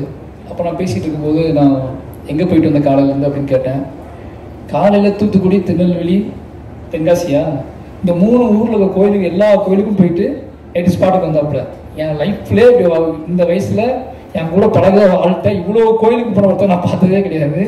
அப்போ தான் சின்னதாக டவுட் வந்துச்சு எனக்கு, இது சாத்தியமாகுமா, இவ்வளோ சாமி கொண்டு வந்துருக்காப்புலையே அப்படின்னு சொல்லி. அப்போ நான் கேட்டேன், சார் அவங்களுக்கு அந்த சார் வெயிட் வந்துன்னு சொன்னாப்புல. சரி ஓகே அப்படின்னு சொல்லிட்டு ட்ராவல் பண்ண ஆரம்பித்தோம். ஃபர்ஸ்ட் நாள் ஒரு ஸ்டூடியோவுக்கு போனேன். இந்த நிவாசை பற்றி ஒரு விஷயம் உங்களுக்கு கிடைக்கணும் அப்படிங்கிறத சொல்கிறேன். ஃபர்ஸ்ட் நாள் ஸ்டூடியோவுக்கு போனால் நல்லா கம்மன்னு என்ன சொல்கிறது, தெய்வீகமாக இருந்துச்சு அந்த இடம். ரொம்ப அமைதியாக ஆரம்பிக்கலாமா சார்னு சொல்லி ஆரம்பிச்சு. நம்ம பழைய சினிமாலாம் பார்ப்போம்ல, லைட்டாக ஹார்மோனியத்தை டச் பண்ணுவாங்கல்ல மியூசிக் டைரக்டர்ஸு, டிங் டிங் அப்படிதான் அந்த பாட்டுகளை ஆரம்பித்தோம். இப்போ டிங் சொல்லி அவன் எப்போ படத்தை முடிக்கிறதுன்னு சொல்லி, ஏன்னா அவனுக்கு எப்படி இம்ப்ரெஸ் பண்ணுன்னு தெரில. அதுக்கப்புறம் நான் அவனை ஜாலியாக பேச ஆரம்பித்தேன். அவனோட காதல் கதையை கேட்க, அவனை எப்படி பழகுன்னு தெரியல, அவனோட காதல் கதைகள், அவனோட ஊர் கதைகள்லாம் கேட்க ஆரம்பிச்சதுக்கப்புறம் அவனுக்கு புரிஞ்சிச்சு அந்த ஆள் ஜாலியான ஆள் தான் போல, நாம தான் சேஷான்னு சொல்லி அந்த ஜாலியாக பேச ஆரம்பிச்சு, பழக ஆரம்பிச்சு, அதுக்கப்புறம் சண்டைலாம் போட ஆரம்பிச்சு. 2 பேரும் ஒன்றா சுற்ற ஆரம்பிச்சு அந்த பாடல்கள் நடந்துச்சு. நிவாஸ்கிட்ட பிடிச்சது என்ன அப்படின்னா, நிவாஸ் நிறைய அவார்டு வாங்கியிருக்கேன் என்கிட்ட. அந்த அவார்டு வாங்கிட்டு அந்த அவார்டு வாங்கினது தெரியாமல் மறுநாள் காலையில் புதுசாக அவார்டு கேட்பான். சார் தேங்க்ஸ் சார், ஏன்னா நேற்று அவார்டு கொடுத்தேன் அப்படின்பேன். காலையில் வந்து ஃப்ரெஷ்ஷாக மெசேஜ் போடுவான், ஐ லவ் யூ அப்படின்னு மெசேஜ் போடுவான். நைட் அவார்டு கொடுத்துருப்பேன், காலையில் எனக்கு மெசேஜ் வரும். எடுத்து பார்த்தா லவ் யூ சார், லவ் யூன்னு 3 மெசேஜ் இருக்கும். நிவாஸ் வந்து கற்றுக்கிட்டது ஒன்றே ஒன்று தான். ஏன்னா ஒரு கட்டத்தில் நிவாஸ் நான் புரிஞ்சுக்கிட்டேன், அவனுக்குள்ள ஒரு பயங்கரமான ஒரு வெறி இருக்குது. இசை வந்து சந்தோஷ் திங்மிஸ் சந்தோஷம் சொல்லியிருக்காரு, தலைவா அவன்கிட்ட நீ என்ன வேணால் பண்ணிக்கோங்க, அவன் எப்படிப்பட்ட நீங்கள் உங்களுக்கு அவங்க செட் ஆவானு தெரியாது, ஆனால் கண்டிப்பாக அவனுக்குள்ள பயங்கரமான ஒரு மியூசிக் சென்ஸ் இருக்குது. அவன் பயங்கரமான ஆள் தலைவா, அதை மட்டும் நான் சொல்லிக்கிறேன். ஆனால் அவன்கிட்ட எப்படி பழகுவான்னு எனக்கு தெரியல, இதை மட்டும் தான் சொன்னார். அப்படி பயங்கரமான மியூசிக் சென்ஸில் ஒருத்தன் எப்படி மிஸ் பண்ண முடியும்னு சொல்லிட்டு 2 பேரும் அவங்கள ட்ராவல் பண்ண ஆரம்பித்தேன். இந்த படத்தை இவ்வளோ பெரிய குவாலிட்டியாக இவ்வளோ பெருசாக மாற்றுவான்னு நான் எதிர்பார்க்கவே இல்லை. ஆனால் முழுசாக என்னைய லவ் பண்ண ஆரம்பித்து என்னோட ஆர்ட் ஃபார்முக்கு மரியாதை கொடுத்து ராத்திரி பகலாக வேலை செஞ்சு என்ன சொல்கிறது, எப்படியாவது என்னை கன்வின்ஸ் பண்ணி என்னைய வந்து அந்த ஐ லவ் யூ நான் திருப்பி அனுப்பணும் அப்படிங்கிறத அவங்க 50 ஐ லவ் யூ அனுப்பியிருப்பார். நான் ஐ லவ் யூ இப்போ வரைக்கும் அனுப்பவே இல்லை. இப்போ சொல்கிறேன் நிவாஸ், ஐ லவ் யூ. ஓகேங்க, நான் அனுப்பாமலே இருந்தேன். என் ஒய்ஃப் திட்டிக்கிட்டே இருக்கும், ஒரு மனுஷன் உன்னை நம்பி இவ்வளோ ஐ லவ் யூ அனுப்பி வைக்கிறான், நீ என்னன்னா ஓவரா பெரிய இவர் மாதிரி ஒன்றுமே அனுப்ப மாட்டேன். இதே வந்து சந்தோஷ் நாராயணனோ இல்லை வந்து ரகுமான் சாரோ அனுப்பியிருந்தா நீ இப்போ விட்டுருப்பியான்னு கேட்டேன். நான் சொன்னவர்கிட்ட இல்லை, அந்த ஐ லவ் யூ நான் திருப்பி அனுப்புனேன் அப்படின்னா திருப்பி அதுக்கப்புறம் அனுப்ப மாட்டான், அவன் அனுப்பிக்கிட்டே இருக்கட்டும்னு சொல்லி வச்சுருந்தேன். நிவாஸோட அம்மா அப்பா சொல்லி ஆகணும். என் நல்லா ஞாபகம் இருக்குது, ஃபர்ஸ்ட் நாள் நிவாஸ் வீட்டுக்கு போயிருக்கும்போது நிவாஸோட அம்மா அப்பா என் கையில் பிடிச்சிட்டு சொன்ன முதல் வார்த்தையை மறக்கவே முடியாது, ஏன்பா இங்கே வந்த. சந்தோஷமா வாடகை படத்தில் அவ்வளோ அழகாக மியூசிக் பண்ணிட்டாருப்பா, எதுக்குப்பா இங்கே வந்த நீங்கள்? ஏம்மா தோசை சாப்பிட்டு போயாப்பா அப்படின்னா சொன்னா, அம்மா இல்லைம்மா நிவாஸ் தான்மா. இல்லைப்பா. அப்போ கடைசி நாள் ஆடியோ லான்ச்லாம் முடிச்சுட்டு ஈவெண்ட்லாம் முடிச்சுட்டு அதே மாதிரி கையை பிடிச்சி சொன்னார், எப்பா இன்னொரு மகன் என் வீட்டுக்கு வரணும்பா, நிவாஸ் கூட இன்னொரு படம் பண்ணணும்பான்னு சொன்னார். நிச்சயமாக நிவாஸ் கூட நான் இன்னொரு படம் பண்ணுவேன். இன்னொரு படம் இல்லை, எனக்கு வாய்ப்பு கிடைக்கும் போது நிவாஸ் கூட படம் பண்ணுவேன். ஏன்னா நிவாஸ் என் சோல், என்னோட ஏதோ வகையில் நிவாஸை நான் பயங்கரமாக நேசிக்கிறேன். அதுக்கு காரணம் நிவாஸ் வந்து என் லைஃப்லேயே ஃபஸ்ட் டைம் நான் நிறைய அவார்டு கொடுத்து ஒருத்தர் நேசிக்கிட்டே இருக்கானா அது நிவாஸ் மட்டும்தான். நான் 2 அவார்டு கொடுக்கும்போதே படம் சைக்கோட்டு போயிடுவாங்க பாதி பேர். நான் என்கிட்ட நிறைய விஷயங்கள் வாங்கி இனி இப்பவும் நேசிக்கிட்டு இருக்க ஆன்மான்னா அது நிவாஸ் பர்சன் தான். நிச்சயமாக பெரிய உயரத்துக்கு போவார். ஏன்னா அந்த இடம் காத்துக்கிட்டு இருக்கு. அவனுக்குள்ள ஒவ்வொரு நாளும் இதை பேசுவோம்னு சொல்லுவான், ஏன் சார் நான் போக முடியாது சார்னு சொல்லி. நான் போகிற இடத்துல எல்லா இதுலேயுமே எல்லா மீடியாவிலையுமே முதல்ல பார்ப்பேன், நிவாஸ் பேர் இருக்கான்னு பார்ப்பேன். நிவாஸ் பர்சனாவுக்கு வாழ்த்து போட்டிருப்பாங்க, நிவாஸ்னு போட ஆரம்பித்தாங்க. இந்த படம் கிட்டடைஞ்சதை விட இந்த படம் தொடக்க இந்த ஆடியோ ரிலீஸ் ஆனதுக்கப்புறம் நிவாஸ்னு சொல்ல ஒரு மாதிரி நம்ம இந்த பாஷா படத்தில் ரஜினி சார் முதல் குத்துவிளக்கு ஏற்றி வைப்பார்ல, அது மாதிரி முதல் குத்துவிளக்கை வந்து மியூசிக்கில் ஏற்றி வச்சோம். லவ் யூ நிவாஸ், நீ கண்டிப்பாக உனக்காக தான் நான் அந்த ப்ரெஸ் மீட்டில் பேசணும்னு நினச்சதே உன்னை பற்றி மட்டும்தான். ஏன்னா நான் நிறைய இடங்களில் உன்னை பற்றி பேசலை. அதுக்கான காரணம் என்னை நிறைய வேற மாதிரி கேள்வியில் கேட்டாங்க. நிவாஸ் ஜம் அவன் வந்து ஒரு பெரிய லெஜெண்டாவுக்கான எல்லா தகுதியும் திறமையும் ஒரு பயங்கரமான ஒரு லவ்வபுள் ஆன்மா, காதலால் நிரம்பி இருக்கிற ஒரு ஆன்மா. பெண்களை எவ்வளோக்குள்ள காதலிப்பானோ அதே அளவுக்கு ஆண்களையும் காதலிக்கக்கூடிய ஒரு பயங்கரமான ஆன்மா. ரொம்ப நன்றி நிவாஸ். அப்போ என்னோட எடிட்டர் சக்தி, அவன் பேசிட்டு போனால பார்த்தீங்கல்ல, உங்களோட பேர் அவன் சக்தி பேசுனது பார்த்தீங்கல்ல, இன்னும் எடிட்டிங் உங்களை இப்படி தான் இருப்பான், எனக்கு கேட்காது. அவன் பேசிட்டே அவன் வந்து அமைதியாக சொல்லுவான். பட் ஆனால் அவனுக்கு ஒரு ப்ரெஷர் இருந்துச்சு. ஏன்னா ஃபஸ்ட்டு படத்தில்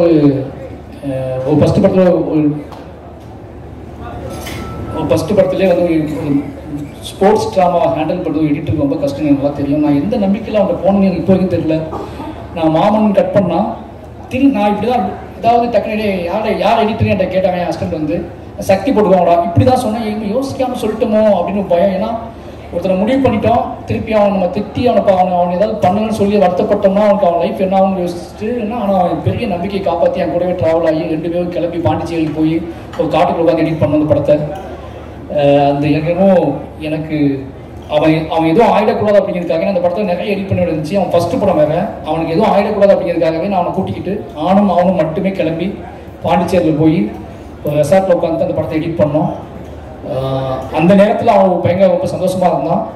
இந்த படத்தை முழுமையாக்கி கொடுத்தான். நன்றி சக்தி, லவ் யூ. உனக்கும் மிகப்பெரிய இடம் காத்திருக்கு, அடுத்தடுத்த படங்களில் நீ கலக்குவ. அதுக்கப்புறம் என்னோட கேமராமேன், நான் ரொம்ப நேரம் பேச யோசிக்காது. இந்த கபிலன் இருக்காருலாம், சுதி டிவி கபிலன், அவர் வந்து என்ன பண்ணாருன்னா அந்த ப்ரெஸ் ரிலீஸ் ஈவெண்ட் இருக்குல்ல, அங்கே நான் பேசியிருந்தேன். அது கமெண்ட் போட்டு என் ஒய்ஃப் ஸ்க்ரீன்ஷாட் எடுத்து காமிச்சிச்சு. இந்த மனசை ஒரு 40 நிமிஷம் 50 நிமிஷம் பேசுவான், கண்டென்ட் கிடைக்கும். ஆனால் யாரோ சொல்லி அனுப்பியிருக்காங்க, ரஞ்சிதனா தான் சொல்லி அனுப்புறாங்க, கம்மியாக பேசிட்டு வாடா அப்படின்னு சொல்லி அனுப்புறாங்க எனக்கு நிகழ்ச்சியில். அதனால் இப்போ எல்லாத்தையும் சொல்லுமேன்னு சொல்கிறேன். எழில் வந்து என்னோட 15 வருஷமா என்னை நேசிக்கிற ஒரு பையன், தம்பி. நான் பிளாக்ல எழுதிட்டு இருக்கும்போது என்னோட எழுத்து படிச்சுட்டு அவன் இன்ஸ்டியூட்டில் படிச்சுட்டு இருந்தான். இன்னைக்கு கிளம்பி பார்க்க வந்தான். எனக்கு ஆச்சரியமா இப்போ வரைக்கும் எனக்கு எப்படா ஒருத்தன் 15-16 வருஷத்துக்கு முன்னாடி எழுத்தை படிச்சுட்டு அவன் கேமராமேன் படிச்சுட்டு அவன் கேமரா படிச்சுட்டு இருக்கான், நான் அசிஸ்டன்ட் டைரக்டர். அப்போவே நீ தேடி ஆஃபீஸ்க்கு வந்து அண்ணன்னு கூப்பிட்டு என் கூட ட்ராவல் ஆகி வீட்டுக்கு கூட்டி போய் சாப்பாடு போட்டு என்னை பார்த்துக்கிட்ட ஒருத்தன், என்னை நேசிச்ச ஒருத்தன், திருப்பி அவனோட நம்மளை லவ் பண்ணி நம்ம நேசிச்ச ஒருத்தர் நம்மளை வந்து வேலை பார்க்கறது இருக்குல்ல, அது பெரிய விஷயம். இந்த படத்தோட விஷுவல்ஸ் வந்து என் லைஃப்லேயே இந்த 5 படம் எடுத்திருக்கேன். இந்த 5 படத்தில் நான் டிஐக்கு போகாமலேயே என் அவுட் வெளியே போன முதல் படம் பைசன் தான். ஒரு நாள் கூட நான் டிஐ போய் பார்த்ததில்லை. அதுக்கான போகிறதுக்கான சோர்ஸ் எனக்கு கிடைக்கல, டைம் கிடைக்கல, எனக்கு நிறைய வேலை பார்க்க வேண்டியிருந்துச்சு. அதுக்கு அந்த டயத்தப்போ நிவாஸ் பசங்க எடுத்துக்கிட்டாரு. ஆனால் ஏன்னா நான் என்கிட்ட கேட்குறான், நீங்கள் பார்க்கவே இல்லை, அவுட் கொடுக்கட்டுமான்னு கேட்குறான். நீ கொடுத்துட்றா, உன்னை நம்புறேன்டா அப்படின்னு சொல்லிட்டேன். ஆனாலும் பயந்துட்டே என்னன்னா ஃபர்ஸ்ட் டைம் நம்ம லத்தாச்சிக்கு ஆகிட்டோமா, நம்ம அவுட் நம்ம பார்க்காமலே வெளியே போகுது, ஓகேவான்னு நைட்லாம் தூக்கமே இல்லை. பட் படம் முடிஞ்சு வெளியே வந்த உடனே விஷுவல் ஃபர்ஸ்ட் நாள் நான் போய் பார்க்கும்போது எனக்கு அவ்வளோ என்ன சொல்கிறது, ஒருத்தர் நம்ம நேசிச்சா அந்த ப்ராடக்ட் அந்த விஷயம் எப்படி வரும்ங்கிறது எழில் உதாரணமாக காமிச்சான். லவ் யூ எழில். என்னோட நான் எடுத்த இடத்தையே தான் திருப்பி எடுக்கிறேன், அது எனக்கு நல்லா தெரியும். புளியங்குளத்துக்கும் மணத்துக்கு ரொம்ப தூரம் கிடையாது, புளியங்குளத்துக்கும் மணத்துக்கு ரொம்ப தூரம் கிடையாது, எல்லாம் ஜஸ்ட் 20 கிலோமீட்டர்ஸ் தான். அந்த 20 கிலோமீட்டர்ஸ்க்குள்ள என்னோட விஷுவல்ஸை சேஞ்ச் பண்ணணும். அந்த 20 கிலோமீட்டர்ஸ்க்குள்ள என்னோட விஷுவல்ஸோட பிரமாண்டத்தை நான் காட்டணும். அதே வயல், அதே வாய்க்கா, அதே ஆறு, அதே குளம், அதே பறவை, அதே கோழி, அதே ஆடு மாடு எல்லாம் அங்கே தான் இருக்குது. ஆனால் அதை நம்ம எப்படி புதுசாக காட்ட போகணும்னு பேசி பேசி பேசி பேசி பண்ணோம்.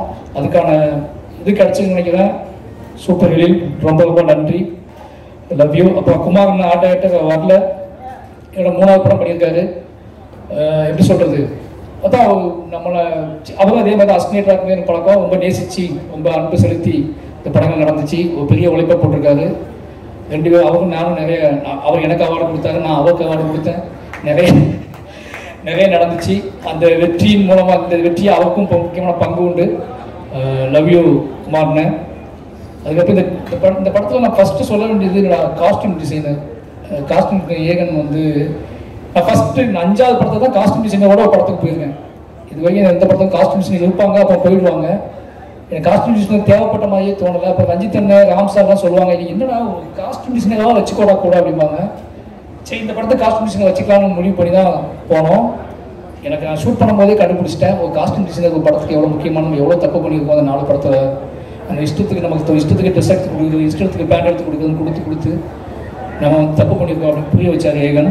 அவரோட உழைப்பு இந்த படத்தில் முக்கியமான விஷயம். அவரோட கலர் சென்ஸே மாற்றினாரு. ஏன்னா அது ஒருவேளை கர்ணனோட லொக்கேஷன் தான் மனத்தியோட லொக்கேஷன், ஆனால் அதை மாற்றினதுல எழிலுக்கு எவ்வளோ பங்கு இருக்கோ அதே முக்கிய பங்கு ஏகனுக்கு இருக்குன்னு நினைக்கிறேன். ரொம்ப நன்றி ஏகன்.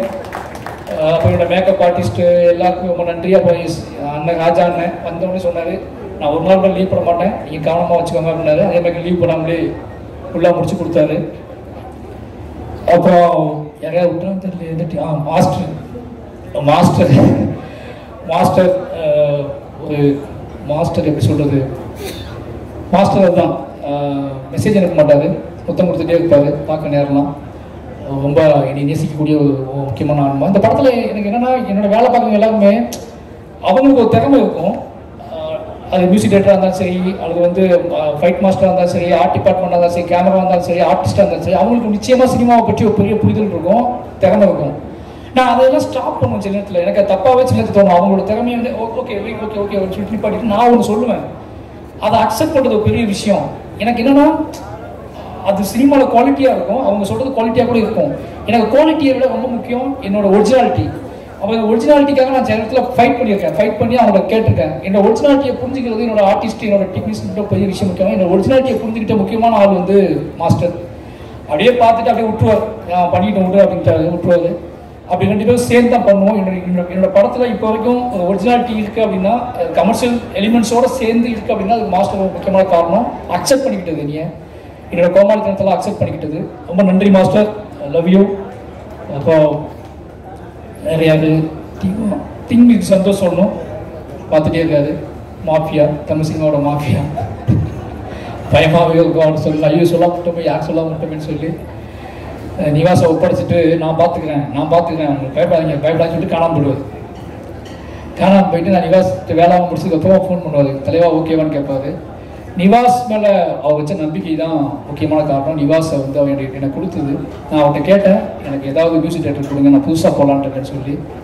ஏன் நிவாஸ் உங்களுக்கு பழக்கம் தானே, நிவாஸ்கிட்ட போகணும்னு கேட்டார். நீங்கள் இருப்பீங்களா கூடன்னு கேட்டேன், இருப்பேன்னு சொன்னார். அப்படி தான் அந்த ப்ராடக்ட் ஆரம்பித்தோம். கடைசியும் கூட வந்து முடிச்சு கொடுத்துருக்காரு. நிவாஸ் திங் மியூசிக் டீமுக்கு ரொம்ப நன்றி. ஐயோ நிவாஸோட அக்கா பேரை மறந்துட்டேன், நிவாஸோட அக்கா, அது நிவாஸ் அக்கான்னு சொல்லி வர்ஷா மறந்துட்டேன். நிவாஸ் அக்கா வர்ஷாவுக்கு ரொம்ப நன்றி, கூட இருந்து பார்த்துக்கிட்டீங்க. அப்புறம் அனுராக், சுபத்ரா, ரேகா நாயர், லெஸ்ஸி நிறைய பேர் நடிச்சிருக்காங்க. எல்லாத்துக்கும் ரொம்ப நன்றி. இந்த படம் வந்து எனக்கு நல்லா தெரியும். இந்த படத்தை வந்து மக்கள் கொண்டாடுறாங்க, பெருசாக போகுது, எல்லாரும் உழைச்சிருக்காங்க. எல்லாரோட உழைப்பும் கண்ணுக்கு தெரியுது. அந்த படத்தோட பெரிய மேஜிக். அது யாரெல்லாம் அந்த படத்தில் உழைச்சாங்களோ அத்தனை பேருமே தெரியுறாங்க ஆடியன்ஸுக்கு, அவங்களோட உழைப்பு தெரியுது அப்படிங்கிறது ரொம்ப சந்தோஷம். அப்படி ஏதோ வகையில் என்னை நம்பி வந்து எல்லாத்துக்கும் அவங்களோட உழைப்புக்கான ஒரு வெற்றியை வாங்கி கொடுத்துருக்கோம் அப்படிங்கிற பெரிய சந்தோஷம் இந்த படத்தில் எனக்கு ரொம்ப அதிகமாக கிடைச்சிருக்கு. அதுக்கு அதை தெரியப்படுத்திய பத்திரிகையாளர்களுக்கு மறுபடியும் நன்றி சொல்லிக்கிறேன். ஃபைனலி மை ப்ரொடியூசர் ரஞ்சித் அண்ணா, அதித்தி பாண்டியன்.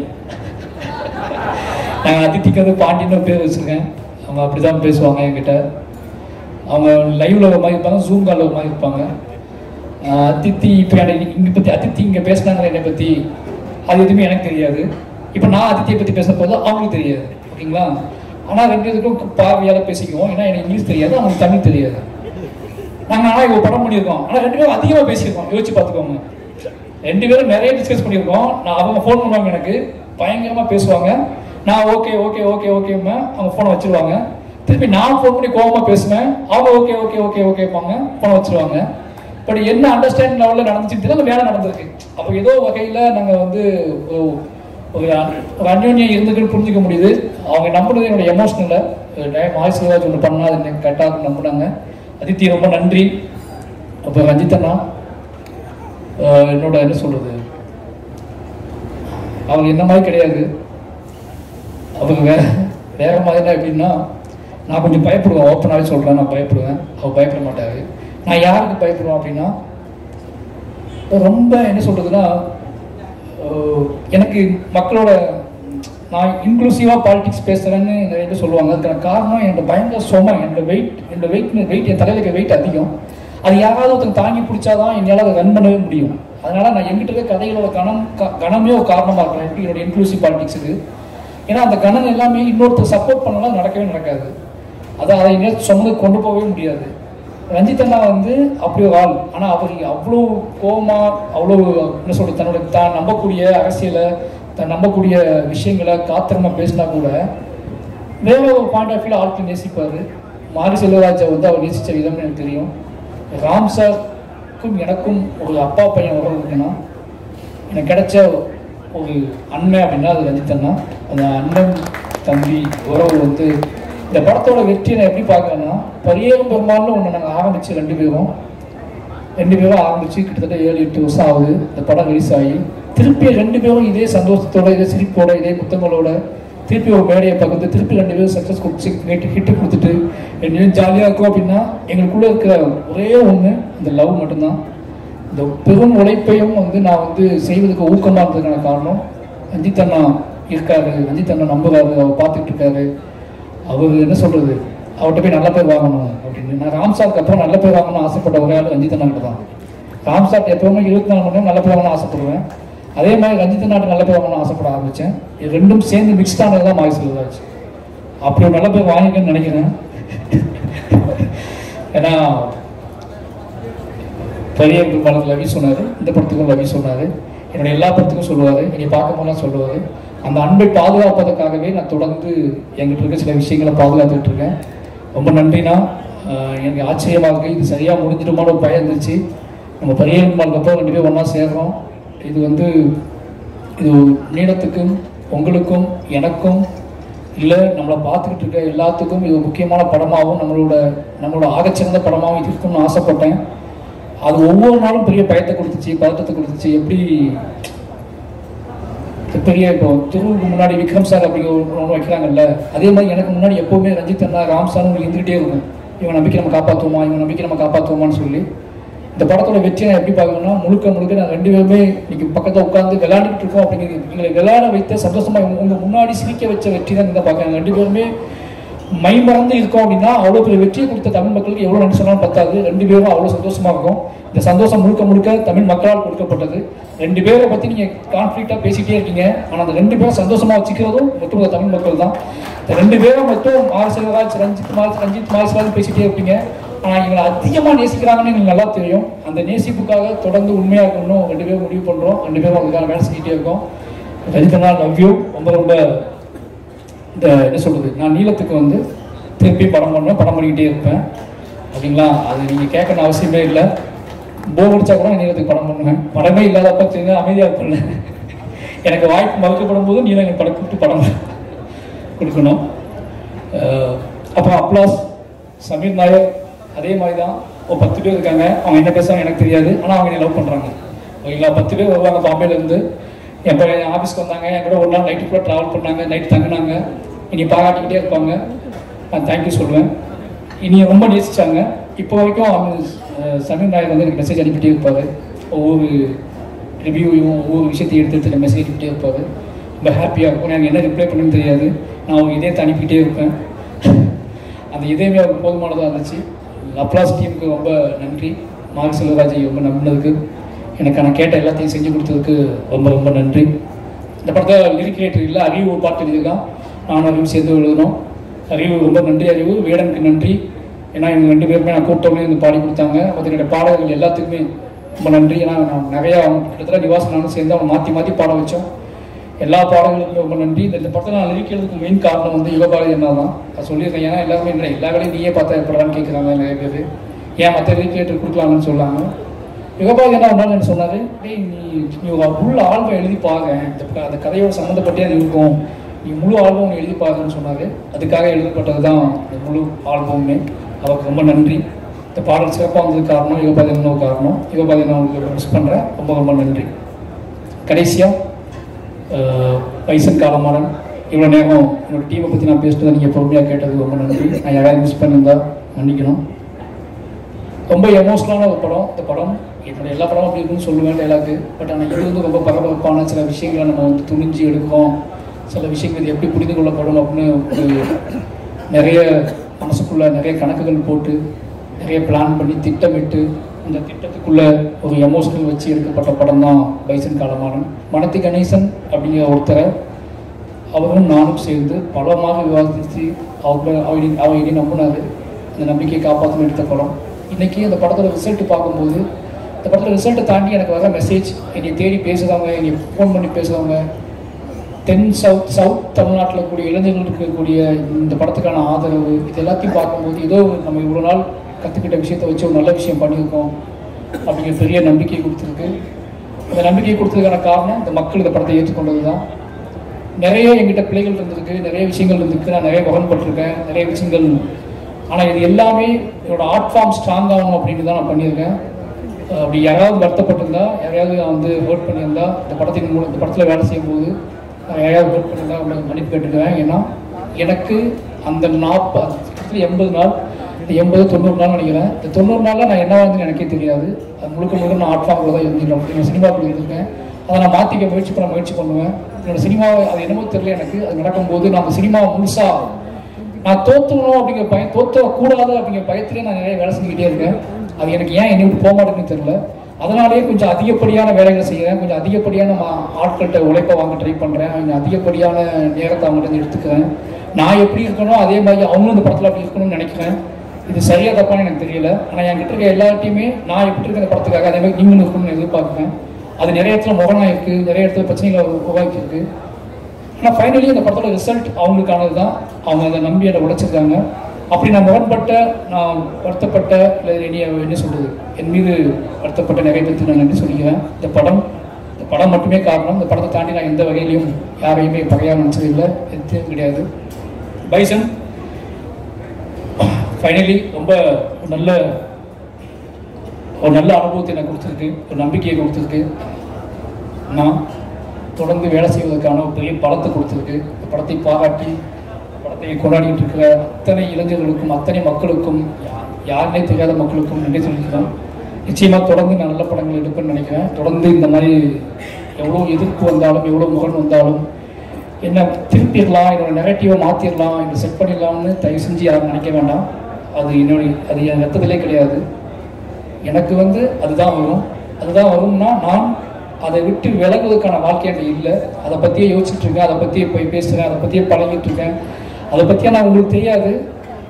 இந்த படம் முடிஞ்ச அடுத்த படத்துக்கு இடையில நான் சந்திக்க போகிற பிரச்சனைகள், நான் சந்திக்கிற மனிதர்கள், அவங்க சொல்கிற கதைகள்லாம் கேட்டால் நீ வேறு எந்த படமும் எடுக்க முடியாது.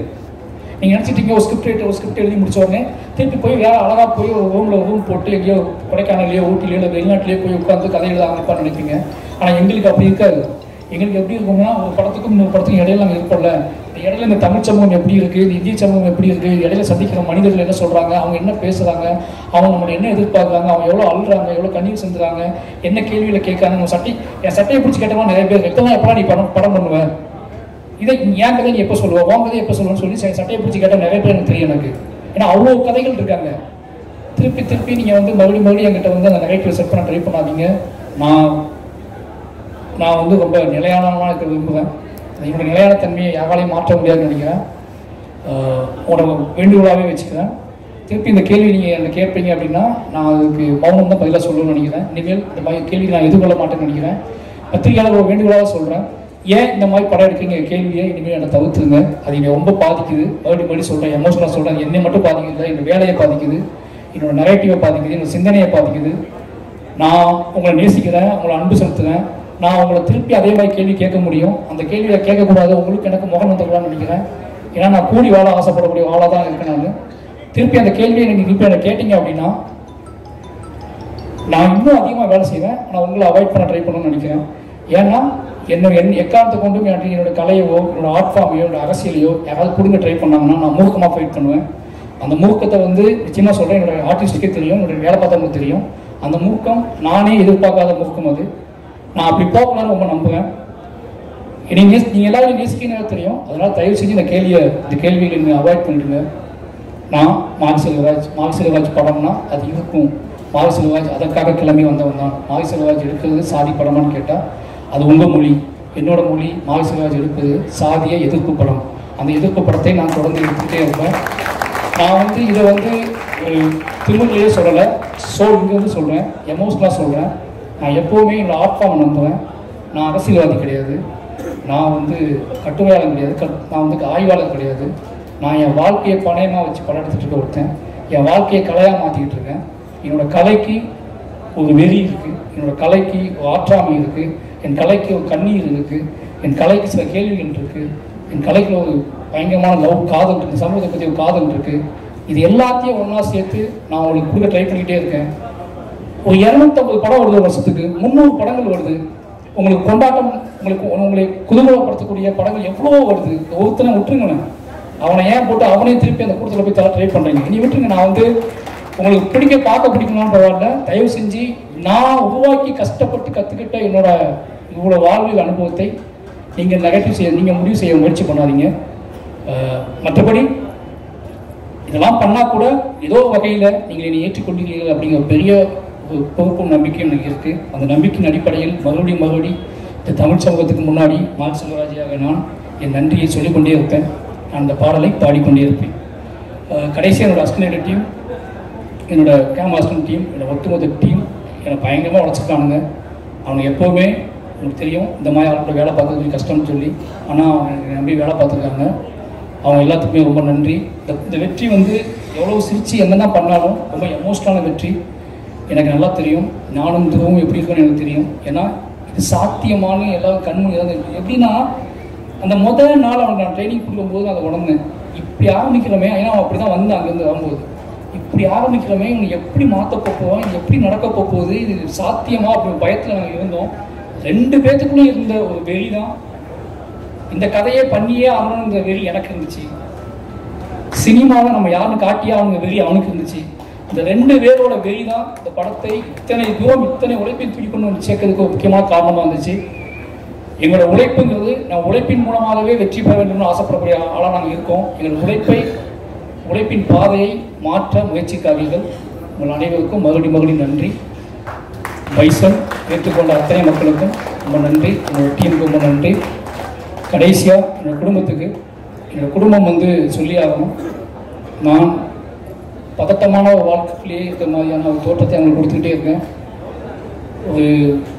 ஒரு சினிமா இயக்குனர் வெற்றி பெற்றதுக்கப்புறம் அது எவ்வளோ பெரிய கொண்டாட்டமாக இருக்கும், அந்த கொண்டாட்டம் எப்படிப்பட்டதாக இருக்கும் அப்படின்னு அவங்க பார்த்துருப்பாங்க, கேள்விப்பட்டிருப்பாங்க. அப்படி கொண்டாட்டத்தை நான் அவங்க கொடுக்கல. ஏன்னா ஃபோன் வந்தால் பயப்படுவாங்க, நான் யார்ட்டையாவது பேசினா பயப்படுவாங்க. அதுக்கான காரணம் என்னென்னா ஏதோ ஒரு வகையில் நான் டிஸ்டர்பாகவே இருக்குன்னு நினைப்பாங்க. நான் அவங்கள்ட்ட சொல்லிக்கிறேன், நான் ரொம்ப நிறைவாகவே இருக்கேன். என் மனசில் கடைசி என்ன சொல்கிறது, நீங்கள் எல்லாத்தையும் பேசிட்டேன்னு நினைக்கிறேன். இனிமேல் அவங்க தொந்தரவு பண்ண மாட்டாங்க அப்படின்னு நான் சொல்லிக்கிறேன்.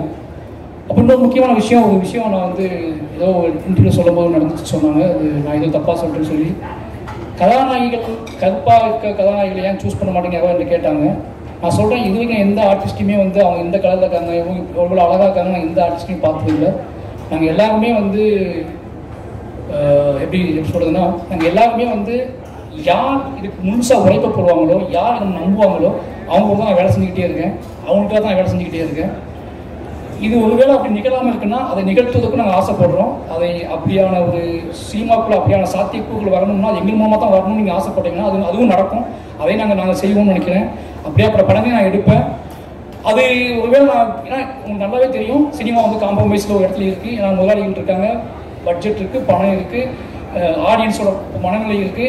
இதுக்குள்ளே தான் எங்களோட தேவையை நாங்கள் பூர்த்தி பண்ணிக்கிட்டு இருக்கோம். அப்படியாப்பட்ட அந்த காம்ப்ரமைஸ்க்குள்ளே எங்களுக்கு இருக்காது. நான் அதை இல்லைன்னு சொல்லலை. அந்த காம்ப்ரமைஸை எப்படி சொல்கிறேன்னு தெரியாமல் நானும் பல மொழிகளில் சொல்கிறேன், பல பேசுகிறேன். திருப்பி அந்த கேள்வி எல்லா விஷயத்தையும் எங்ககிட்டே கேட்குறீங்களா, நீங்கள் எந்த கேள்விக்கு எந்த பதில் சொல்லணும்னு எனக்கு தெரியல. தயவு செஞ்சு சொல்கிறேன், அப்படி அந்த கேள்வி தப்பாக புரிஞ்சுக்கப்பட்டுச்சுன்னா மன்னிப்பு கேட்டுக்கிறேன். அதில் எந்த பிரச்சனையும் கிடையாது. ஆனால் ஒருவேளை நீங்கள் அதை விரும்புறீங்க அப்படின்னா, அப்படியான ஒரு சினிமா உங்களுக்கு வேணும் அப்படின்னா, அந்த சினிமாவை எடுப்பதற்காக மாரி செல்வராஜும் ரஞ்சித்தும் எல்லாருமே அதை முயற்சி பண்ணிகிட்டே இருப்போம். ஏன்னா மக்கள் விரும்பக்கூடிய, மக்கள் சின்ன சின்னதாக, ஏன்னா எங்ககிட்ட கேள்வி எல்லாமே பிரதான கேள்விகள் கிடையாது. எங்ககிட்ட கேட்கக்கூடிய கேள்விகள் எல்லாம் என்ன கேள்வி கேட்பாங்க, உள்ளுக்குள்ள இருந்து ஒற்றை கேள்விகளா, உதவியோட கேள்விகளா இருக்கும். அந்த உதவியோட கேள்விக்கு நீங்கள் படம், அந்த உதவியோட கேள்வியை நீங்கள் மதிக்கிறது இருக்குல்ல, அதில் ஒரு கலைஞரோட பயங்கரமான ஒரு திமிர்த்தனம் இருக்குது. நாங்கள் உதவியோட கேள்வியை மதிக்கக்கூடிய டைரக்டராக ஆர்டிஸ்டாக இருக்குன்னு ஆசைப்படுறோம். அந்த கேள்விகளை நான் மதிப்போம். அதை நான் ரஞ்சித்தனும் நான் நிகழ்த்தி காட்டணும்னு நினைக்கிறேன். நிச்சயமாக அதில் ஏதாவது புண்பட்டு இருந்தால் மன்னிப்பு கேட்டுக்கிறேன். மற்றபடி எங்கள் கலை மக்களுக்கானது, அதை மக்களுக்காகவே கொண்டு வந்து சேர்ப்போம். அது எவ்வளோ விஷயம் இருந்தாலும் மக்களை நம்புவோம். நன்றி, வணக்கம். ஒரு நீண்ட மாரி செல்வராஜன் உரைக்கு அப்புறம் வந்து நான் பேசுவேன். ஏன்னா வந்து மாரி செல்வராஜ் மொழியில் மட்டும் இல்லை, பேச்சிலையும் பக்குவப்பட்டிருக்கிறான். ஏன்னா எல்லாரும் பற்றியும் டீட்டெயிலாக பேசி ஒரு பதட்டம் இல்லாத ஒரு மேடையாக மாறிக்கு இது இருக்கிறத நான் பார்த்தேன். உண்மையிலேயே அந்த பதட்டத்தை பற்றி கொஞ்சம் பின்னாடி பேசுவோம். ஸோ வந்து இந்த நேரத்தில் வந்து அதித்திக்கு நான் தேங்க்ஸ் சொல்லிக்கிறேன். Thanks Aditi, you won a big victory and it is not possible.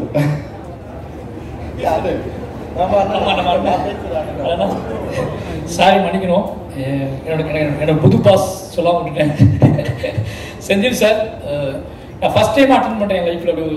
நமக்கு வந்து ஒரு டிஸ்ட்ரிபியூட்டர் ஒரு படம் வீடியோஸ் ஃபோன் பண்ணி நம்ம டெய்லி ஃபாலோ பண்ணுறேன். ஏன்னா மற்ற படத்தில் நடக்கல. ரஞ்சித் அண்ணா பையன் ரிலீஸ் பண்ணார், தானு சார் கர்ணன் ரிலீஸ் பண்ணார், மாமனை வேலை வச்சு ரிலீஸ் பண்ணாங்க, வாழை நாங்களே ரிலீஸ் பண்ணோம். பட் சார் ரொம்ப நன்றி sir.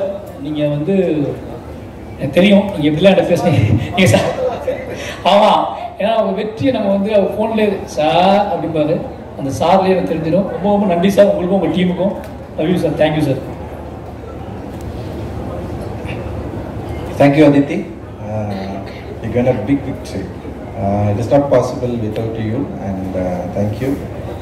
Because of you only, you pushed me, and you pushed Marin, your Guru, and I'm really enjoy. Thank you, Aditi. And I want to thank to Samir and Preston, biggest support they given. And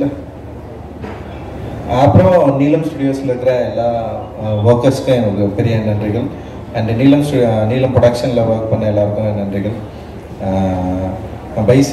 bison படத்தில் மாரியோட துணை நின்ற technicians, actor and எல்லாருக்குமே என்னுடைய நன்றி. ஏன்னா இவ்வளோ பெரிய வெற்றியை மாரியோடு சேர்ந்து நீங்கள் மக்கள்கிட்ட இருந்து பெற்றிருக்கிறீங்க.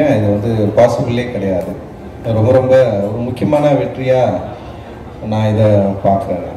உண்மையிலேயே நானும் ரொம்ப சந்தோஷப்படுறேன் இந்த வெற்றியின் மூலமாக. காரணம் என்னன்னா, வெற்றி அவ்வளோ ஈஸியாக எல்லாருக்கும் கிடைக்கும்னா டெஃபினட்டாக கிடைக்காது. வெற்றி ரொம்ப கஷ்டம்தான். ஒரு படைப்பு வெற்றி கிடைக்கிறது இட் இஸ் நாட் அவ்வளோ ரொம்ப ஈஸியானது கிடையாது. இங்கே பல இயக்குநர்கள் இருக்காங்க. இப்போ அமீரண்ணா கூட இயக்குனராக இருந்து வெற்றி அடைஞ்சவர் தான். அண்ட் பசுபதியான ஆக்டராக இருந்து வெற்றி அடைஞ்சவர் தான். ஸோ ஒரு வெற்றிக்காக உழைக்கிறது, அந்த வெற்றி கிடைக்கும், அது கிடைச்சதுக்கப்புறம் கொண்டாடுறது, அப்படி அது ரொம்ப சூப்பராக இருக்கும். அது எல்லா தனி மனிதனுக்கும் ஒரு கிடைக்கக்கூடிய ஒரு அனுபவம். அது ஒரு ஒரு படைப்பை உருவாக்குற ஒரு கலைஞனுக்கு கிடைக்கக்கூடிய ஒரு அனுபவம். ஆனால் ஒவ்வொரு படைப்பாளிக்கும் அந்த வெற்றியை பெறுவதில் சில உழைப்பு இருக்கும். சில விஷயங்களை நம்புவாங்க.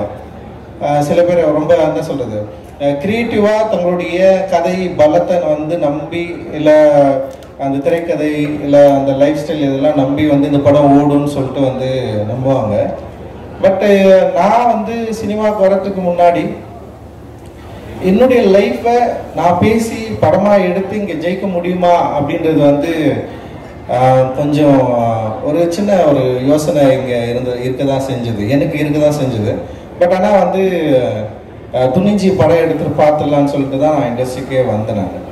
ஸோ அந்த வந்ததில் இருந்த இப்போ யாராவது என்கிட்ட என்ன படம் எடுப்பேன்னு கேட்டால் இருக்கிற திடீர்னு பதில் சொல்கிறதுக்கு முன்னாடி ஒரு பதட்டம் தொட்டிக்கும் எனக்கு. இதை பற்றி இவங்ககிட்ட பேசலாமா, இவங்க என்ன நினைப்பாங்க, இதை பாசிட்டிவாக எடுத்துப்பாங்களா, இல்லை இதை எப்படி இதை உணர்வாங்க.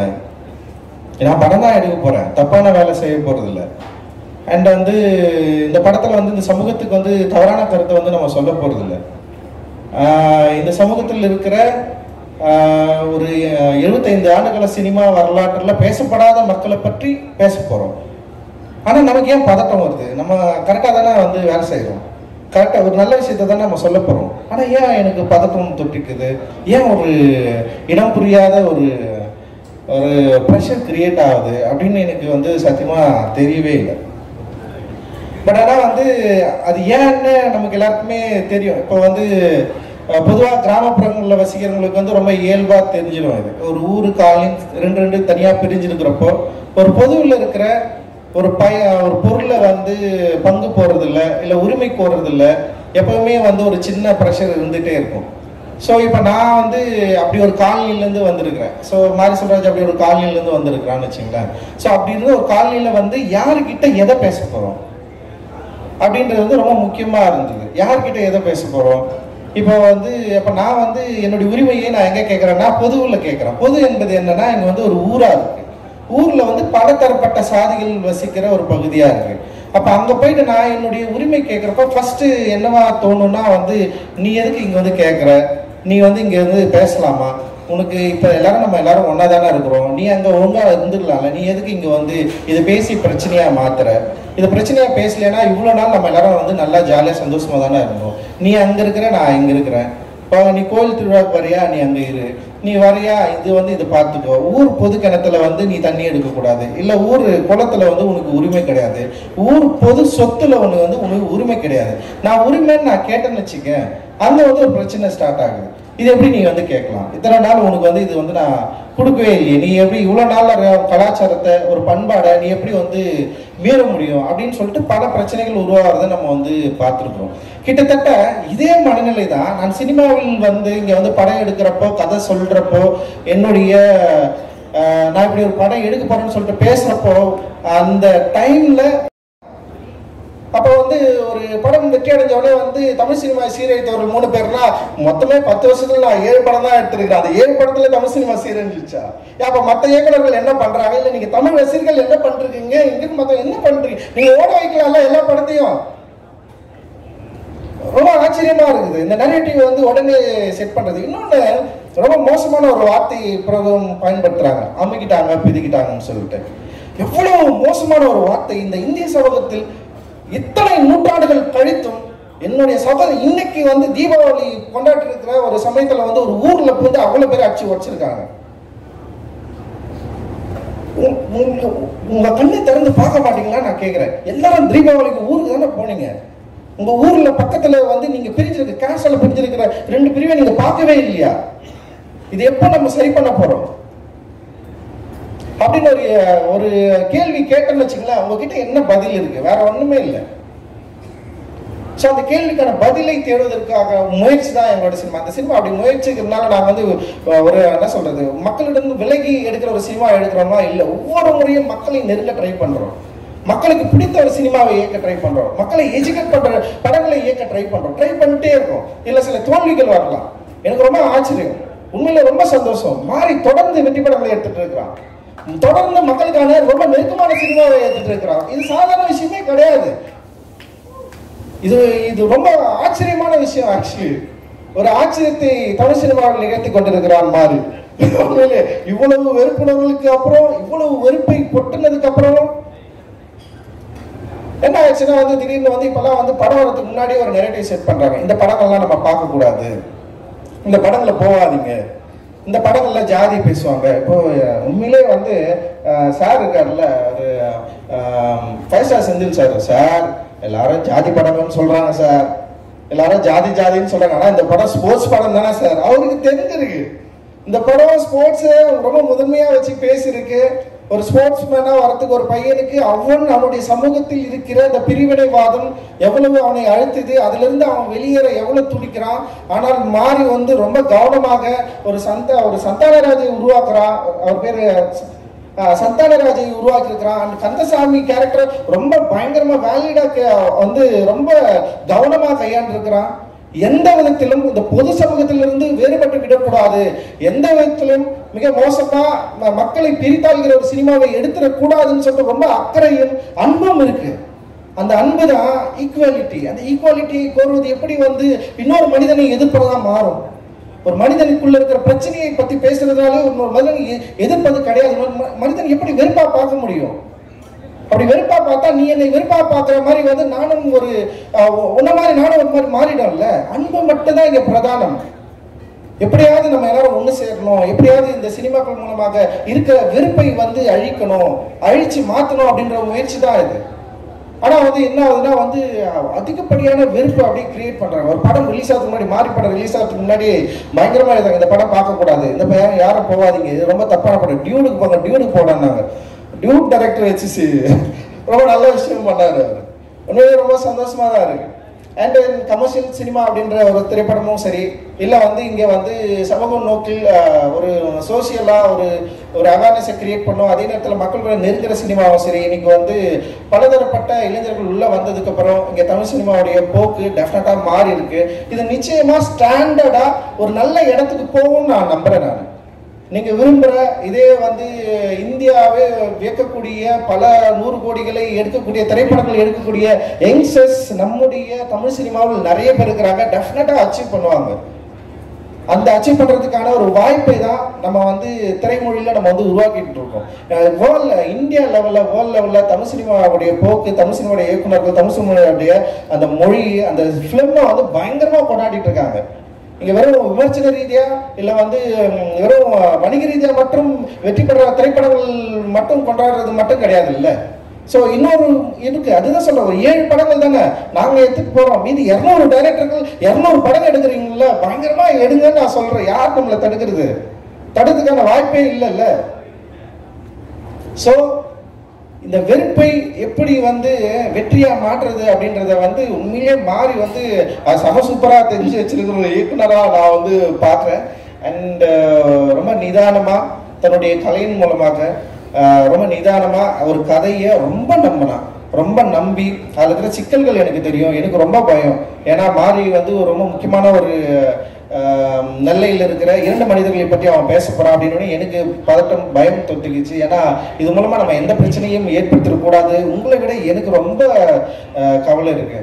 ஸோ அப்படி இருக்கிறப்போ வந்து நான் பயந்துட்டே இருந்தேன். படம் ரிலீஸ் ஆகிட்டு தியேட்டர்ல இருந்து என்ன சொன்னாங்க ஃபர்ஸ்ட் நான் அவன்கிட்ட ஃபோன் பண்ணது, மக்கள் என்ன சொல்றாங்க, நெல்லையில என்ன சொல்றாங்க. ஏன்னா இங்க வட தமிழகத்துல வந்து அது ஒரு அந்த கதையை வந்து வேற மாதிரி புரிஞ்சுப்பாங்க. பட் ஆனா அங்க வந்து எப்படி புரிஞ்சுக்கிறாங்க, என்ன சொன்னாங்கன்னா அவங்ககிட்ட கேட்டேன். அவன் சொன்னா இல்லைன்னா சம்பந்தப்பட்டவர்கள் எல்லாமே படம் பார்த்துட்டாங்க, அவங்களுக்கு வந்து ரொம்ப திருப்தியா இருந்தது அப்படின்னு அவன் சொன்னான். உண்மையிலேயே எனக்கு அப்பதான் வந்து ரிலாக்ஸ் ஆச்சு. அதுக்கப்புறம் நான் ரிலாக்ஸ் ஆனது என்னன்னா 5 ஸ்டார் அண்ணங்க வந்து அவர் ஃபோன் வருமா, அவர் என்ன சொல்றாரு, அவர் வந்து அவருடைய அவர் இன்வெஸ்ட்மெண்ட் பண்ண படம் வந்து வந்துருமா அப்படின்னு தான் இன்னைக்கு வரைக்கும் நான் வந்து வெயிட் பண்ணிட்டு இருக்கேன். அண்ட் வந்து என்னை நம்பி தயாரிப்பு என்னோடு சேர்ந்து பங்கு பெற்ற இந்த அப்லாஸ் நிறுவனமும் சரி, அண்ட் அதித்தியும் சரி, எல்லாருமே இந்த படத்துல திருப்தி அடைஞ்சாங்களா, திருப்தி அடையணும் அப்படின்றது தான் எங்களுடைய மிகப்பெரிய நோக்கமாகவும் இருக்கு. ஏன்னா அந்த படம் வந்து வெற்றி பெற்றே ஆகணும். வெற்றி பெறலன்னா திரும்பவும் வந்து என்ன பண்றது, இந்த மாதிரி படம் எடுத்தா ஓடாது, இது வந்து இவனுங்க இப்படிதான் ஆகணும் அப்படின்னு பேச ஆரம்பிச்சிருவாங்க. அண்ட் வந்து அந்த வெறுப்புக்குள்ள நம்ம வந்து சிக்காம ஒரு வெற்றியை இந்த மாதிரி வந்து மக்கள் கொண்டாடுற ஏற்றுக்கொள்ளப்பட்ட, இன்னும் சொல்லப்போனா உண்மையிலே இந்த மாதிரி படம் எடுக்கிறவர்களுக்கு சப்போர்ட்டா சோசியல் மீடியாவில் பயங்கரமான ஒரு சப்போர்ட் இருக்கு. ஆக்சுவலி அவங்க என்னன்னா வர வெறுப்புகளை எங்களை நோக்கி தள்ளாம தடுத்து வந்து படம் பயங்கரமா இருக்கு, சூப்பரா இருக்குன்னு சொல்லிட்டு எழுதி தள்ளிட்டே இருக்காங்க. யாருமே பெயிட் கிடையாது, நல்லா புரிஞ்சுக்கணும். எல்லாருக்கும் ஒரு குரூப் இருக்கு, எதிர்க்கிறதுக்கு கூட வேணா ஒரு குரூப்பா சேர்ந்து எல்லாம் செயல்படுறாங்க. ஆனா வந்து இந்த படத்தை நல்ல படம் கொண்டாடுறதுக்கு அவ்வளவு மக்கள் இருக்கிறாங்க. அண்ட் சோசியல் மீடியாவில் வந்து பெரிய அளவில் சப்போர்ட் கிடைச்சது. ஃபர்ஸ்ட் 2 டேஸ்ல வந்து பயங்கரமா நரேட்டிவ் செட் பண்ணதுக்கு அப்புறமும் கூட இது மாறுச்சு. ஏன்னா தங்களானுக்கு படம் ரிலீஸ் ஆகுதுக்கு முன்னாடி ஒரு பெரிய நரேட்டிவ் செட் பண்ணாங்க. நான் என்னைக்கோ எங்கேயோ பேசினது, வேற கண்டென்ட்ல பேசினது எடுத்து வந்து பேப்பர் கப்ல டீ குடிச்சா வந்து தீண்டாமையா அப்படின்னு கொண்டு வந்தாங்க. ஒரு 3 நாள் பயங்கரமா பேசினாங்க. எனக்கே தெரியல எதுக்கு நான் இப்ப வந்து இதை பேசுறாங்கன்னு சொல்லிட்டு. அப்ப ரொம்ப ஆச்சரியமா இருந்தது. ஒரு திரைப்படத்தை வணிக ரீதியா தோல்வி அடைய வைக்க வேண்டும் என்று ஒரு ரொம்ப என்ன சொல்றது கன்ஸ்ட்ரக்டிவா இங்க வந்து ஒர்க் பண்ணாங்க. அதை வந்து மாறி தன்னுடைய கலை திறமையால தன்னுடைய திரைப்படத்தினால மிகப்பெரிய அவங்களுக்கு தோல்வியை கொடுத்து நமக்கு வந்து ஒரு பெரிய வெற்றியை உருவாக்கி கொடுத்துருக்கிறான். அண்ட் வந்து நான் ரொம்ப பாசிட்டிவா அதை சொல்றேன். நான் ரொம்ப பதட்டமா அந்த சினிமாக்குள்ள நான் வந்திருக்கலாம். அண்ட் இன்னைக்கு வரைக்கும் வந்து எதிர்மறையான விமர்சனங்கள் வந்து நிறைய இருக்கலாம், வெறுப்பு இருக்கலாம். அதை மீறி ஒரு பெரும் மக்களுடைய ஆதரவு இருக்கு. அந்த பெரும் மக்கள் என்பது என்னுடைய சமூகத்தை சார்ந்தவர்கள் மட்டும் நான் இங்க வந்து சொல்ல, பல சமூகத்தை சார்ந்த மக்கள், ஈக்குவாலிட்டி விரும்புகிற மக்கள், இங்க இருக்கிற மக்கள் எல்லாரும் வந்து ஒன்னா மாறணும். இங்க சாதி படிநிலையில் இருக்கிற பிரச்சனையை வந்து அழிக்கணும்னு துடிக்கிற ஒவ்வொரு இளைஞர்கள், ஒவ்வொரு இளைஞர்கள், அவ்வளவு பாசிட்டிவான மக்கள் நிறைய பேர் இருக்கிறாங்க. அவர்களுக்கு தேவை ஒரு நல்ல படைப்பு. அந்த நல்ல படைப்பை கொடுத்தா டெஃபினட்டா கொண்டாடுவாங்க அப்படின்றதுக்கு வந்து மிகப்பெரிய உதாரணம் பைசன் அப்படின்னு நான் வந்து சொல்றேன். அண்ட் ரொம்ப ரொம்ப நன்றி. சமீபத்தில் வந்து ஒரு என்ன சொல்றது படம் பார்த்துட்டு ஒரு மாதிரி தான் ப்ரெஸ் மீட்டு படம் பார்த்துட்டு ஒரு டைரக்டர் படம் போட்டு காட்டிருக்காரு ப்ரெஸ் பீப்புளுக்கு. வெளியே வந்து பேசுறப்போ ஒரு ப்ரெஸ்ஸில் இருக்கிற ஒரு அண்ணன் கேட்கிறாரு, ஏற்கனவே இந்த தமிழ் சினிமாவை சீரழித்த அந்த 2 இயக்குநர்கள் போதாதா, நீங்க வேற வரணுமான்னு ஒருத்தர் கேட்டார். உண்மையிலேயே எனக்கு வந்து அவருடைய கோபத்தை நான் இன்னைக்கு வரைக்கும் புரிஞ்சுக்க நான் ட்ரை பண்றேன். ஏற்கனவே தமிழ் சினிமாவை சீரழித்த 2 இயக்குநர்கள், சில 3 இயக்குநர்கள் அப்படின்றப்போ நான் இன்னும் பக்குவப்பட நான் ட்ரை பண்றேன். ஓகே, அவங்க வந்து உங்களுடைய கோபத்தை நான் புரிந்து கொள்ள ட்ரை பண்றேன். புரிந்து கொண்டு உங்களோட கோபத்துக்கு பயந்து நான் படம் எடுக்காம போறதில்லை, மாரியோ படம் எடுக்காம போறதில்லை, இங்க இருக்கிறவங்க யாருமே படம் எடுக்காம போறதில்லை. பட் உங்க கோபத்தை புரிந்து கொண்டு உங்கள் கோபத்தோடு எதிர் நின்று சமராடுவதற்கான மனநிலை உள்ள ஒரு திரைப்படத்தை உருவாக்குவதற்கு தான் எங்களுடைய நோக்கமே தவிர உடனே இது வந்து விட்டு ஓடுறது கிடையாது எங்களோட நோக்கம். நிச்சயமாக இன்னும் நிறைய தளங்கள்ல இறங்கி வேலை செய்ய போறோம், நிறைய ஒர்க் பண்ண போறோம். நிச்சயமா உங்களுடைய சப்போர்ட் தேவை. என்னுடைய அட்டக்கத்தி படத்திலிருந்து இன்னைக்கு வரைக்கும் மாரிக்கும் சரி, எனக்கும் சரி, அண்ட் இங்க இருக்கிற நிறைய நல்ல முற்போக்கான இயக்குநர்களுக்கும் சரி, பத்திரிகைகள் வந்து என்னைக்குமே வந்து சப்போர்ட் பண்ணதில்லை. எதிர்மறை விமர்சனங்கள் உள்ள பத்திரிகையாளர்கள் கூட நல்ல திரைப்படங்கள் எங்க சைட்ல இருந்து அவங்க மறுக்க முடியாத திரைப்படங்கள் வரப்போ எங்களை கொண்டாடி தீர்த்திருக்காங்க. எனக்கு தெரியும் நிறைய பத்திரிகையாளருக்கு என் மேலே வந்து நிறைய எதிர்மறையான எண்ணங்கள் இருக்கு. அவங்க நிறைய திட்டி தீர்த்திருக்காங்க, எழுதியிருக்காங்க, பக்கம் பக்கமா என்னென்னவோ பேசியிருக்காங்க. பட் அவங்க எல்லாருமே வந்து இன்னைக்கு வந்து பைசனை கொண்டாடியதை நான் பார்த்தேன், பைசனை எழுதி பாராட்டினதை நான் வந்து பார்த்தேன், அண்ட் இந்த படத்தில் இருக்கிற பிரச்சனையை சரியா புரிந்து கொண்டு பேசினதை நான் வந்து பார்த்தேன். ஸோ இதுதான் அதாவது திட்டியவர்கள் கூட பாராட்டுற ஒரு மனநிலையை உருவாக்கக்கூடிய ஒரு சினிமாவை தொடர்ந்து எடுத்துக்கொண்டிருக்கிறோம் அப்படின்ற பெரிய மகிழ்ச்சியும் சந்தோஷமும் இருக்கு. அதே நேரத்தில் மக்களுக்கு பயன்படக்கூடிய அண்ட் அதே நேரத்தில் வந்து தயாரிப்பாளர்கள் வந்து எங்களை நம்பி இன்வெஸ்ட் பண்றவங்க வந்து அவங்களுடைய முகம் எப்பவுமே மலர்ச்சியாக இருக்கக்கூடிய, சந்தோஷமா இருக்கக்கூடிய, திரும்பவும் அந்த படத்தை வந்து எடுத்துக்கக்கூடிய, ரொம்ப கவனமாக இருக்கக்கூடிய சில அந்த மாதிரியான படங்கள் தான் நாங்கள் வந்து தொடர்ந்து எடுத்துட்டு இருக்கிறோம். அண்ட் இப்படி ஒரு வாய்ப்பை எங்களுக்கு நல்கி கொண்டிருக்கிற, இப்படி ஒரு வெற்றியை எங்களுக்கு தொடர்ந்து அளித்து கொண்டிருக்கிற திரை ரசிக பெருமக்களுக்கும் தமிழக மக்களுக்கும் அண்ட் வந்து இங்க இருக்கிற ஒட்டுமொத்த பத்திரிகையாளர்களுக்கும் எங்களோடு தொடர்ந்து வேலை செய்து கொண்டிருக்கிற டெக்னீஷியன்ஸ், ஈச் கிராஃப்ட் இருக்காங்க, நிறைய பேர் இருக்காங்க. ஒரு நீளம் வந்து இன்னைக்கு வந்து ஒரு பெரிய ஒரு நிறுவனமாக மாறி இருக்கு. அவ்வளோ பேர் இதில் வந்து ஒர்க் பண்ணுறாங்க, அவ்வளோ பேர் சப்போர்ட் பண்ணுறாங்க. எங்களுடைய ஒர்க்கிங் ஸ்பேஸ் வந்து மேக்ஸிமம் நாங்கள் வந்து ஒரு ஈக்குவாலிட்டியை வந்து எங்களால் முடிஞ்ச அளவுக்கு நாங்கள் ட்ரை பண்ணுறோம். ஒர்க் ஸ்பேஸ்லேயே நாங்கள் வந்து ட்ரை பண்ணுறோம். ஸோ அது வந்து சமூகத்திலையும் பரவணும் அண்ட் திரைத்துறையிலையும் வந்து முக மலர்ச்சியோடு எங்களோட திரைப்படங்கள் வரப்போ ஏத்துக்கணும். படம் நல்லா இல்லைன்னா நல்லா இல்லைன்னு திட்டுங்க, நல்லா இருக்குன்னா நல்லா பாராட்டுங்க. ஆனா படமே எடுக்கக்கூடாதுன்ற ஒரு எண்ணத்தை நீங்கள் கைவிடுவது நல்லது அப்படின்னு சொல்லிட்டு இந்த நேரத்தில் உங்களுக்கு வந்து நான் சொல்லி விடைபெறுகிறேன். நன்றி, மகிழ்ச்சி, தேங்க்யூ, ரொம்ப நன்றி எல்லாரும்.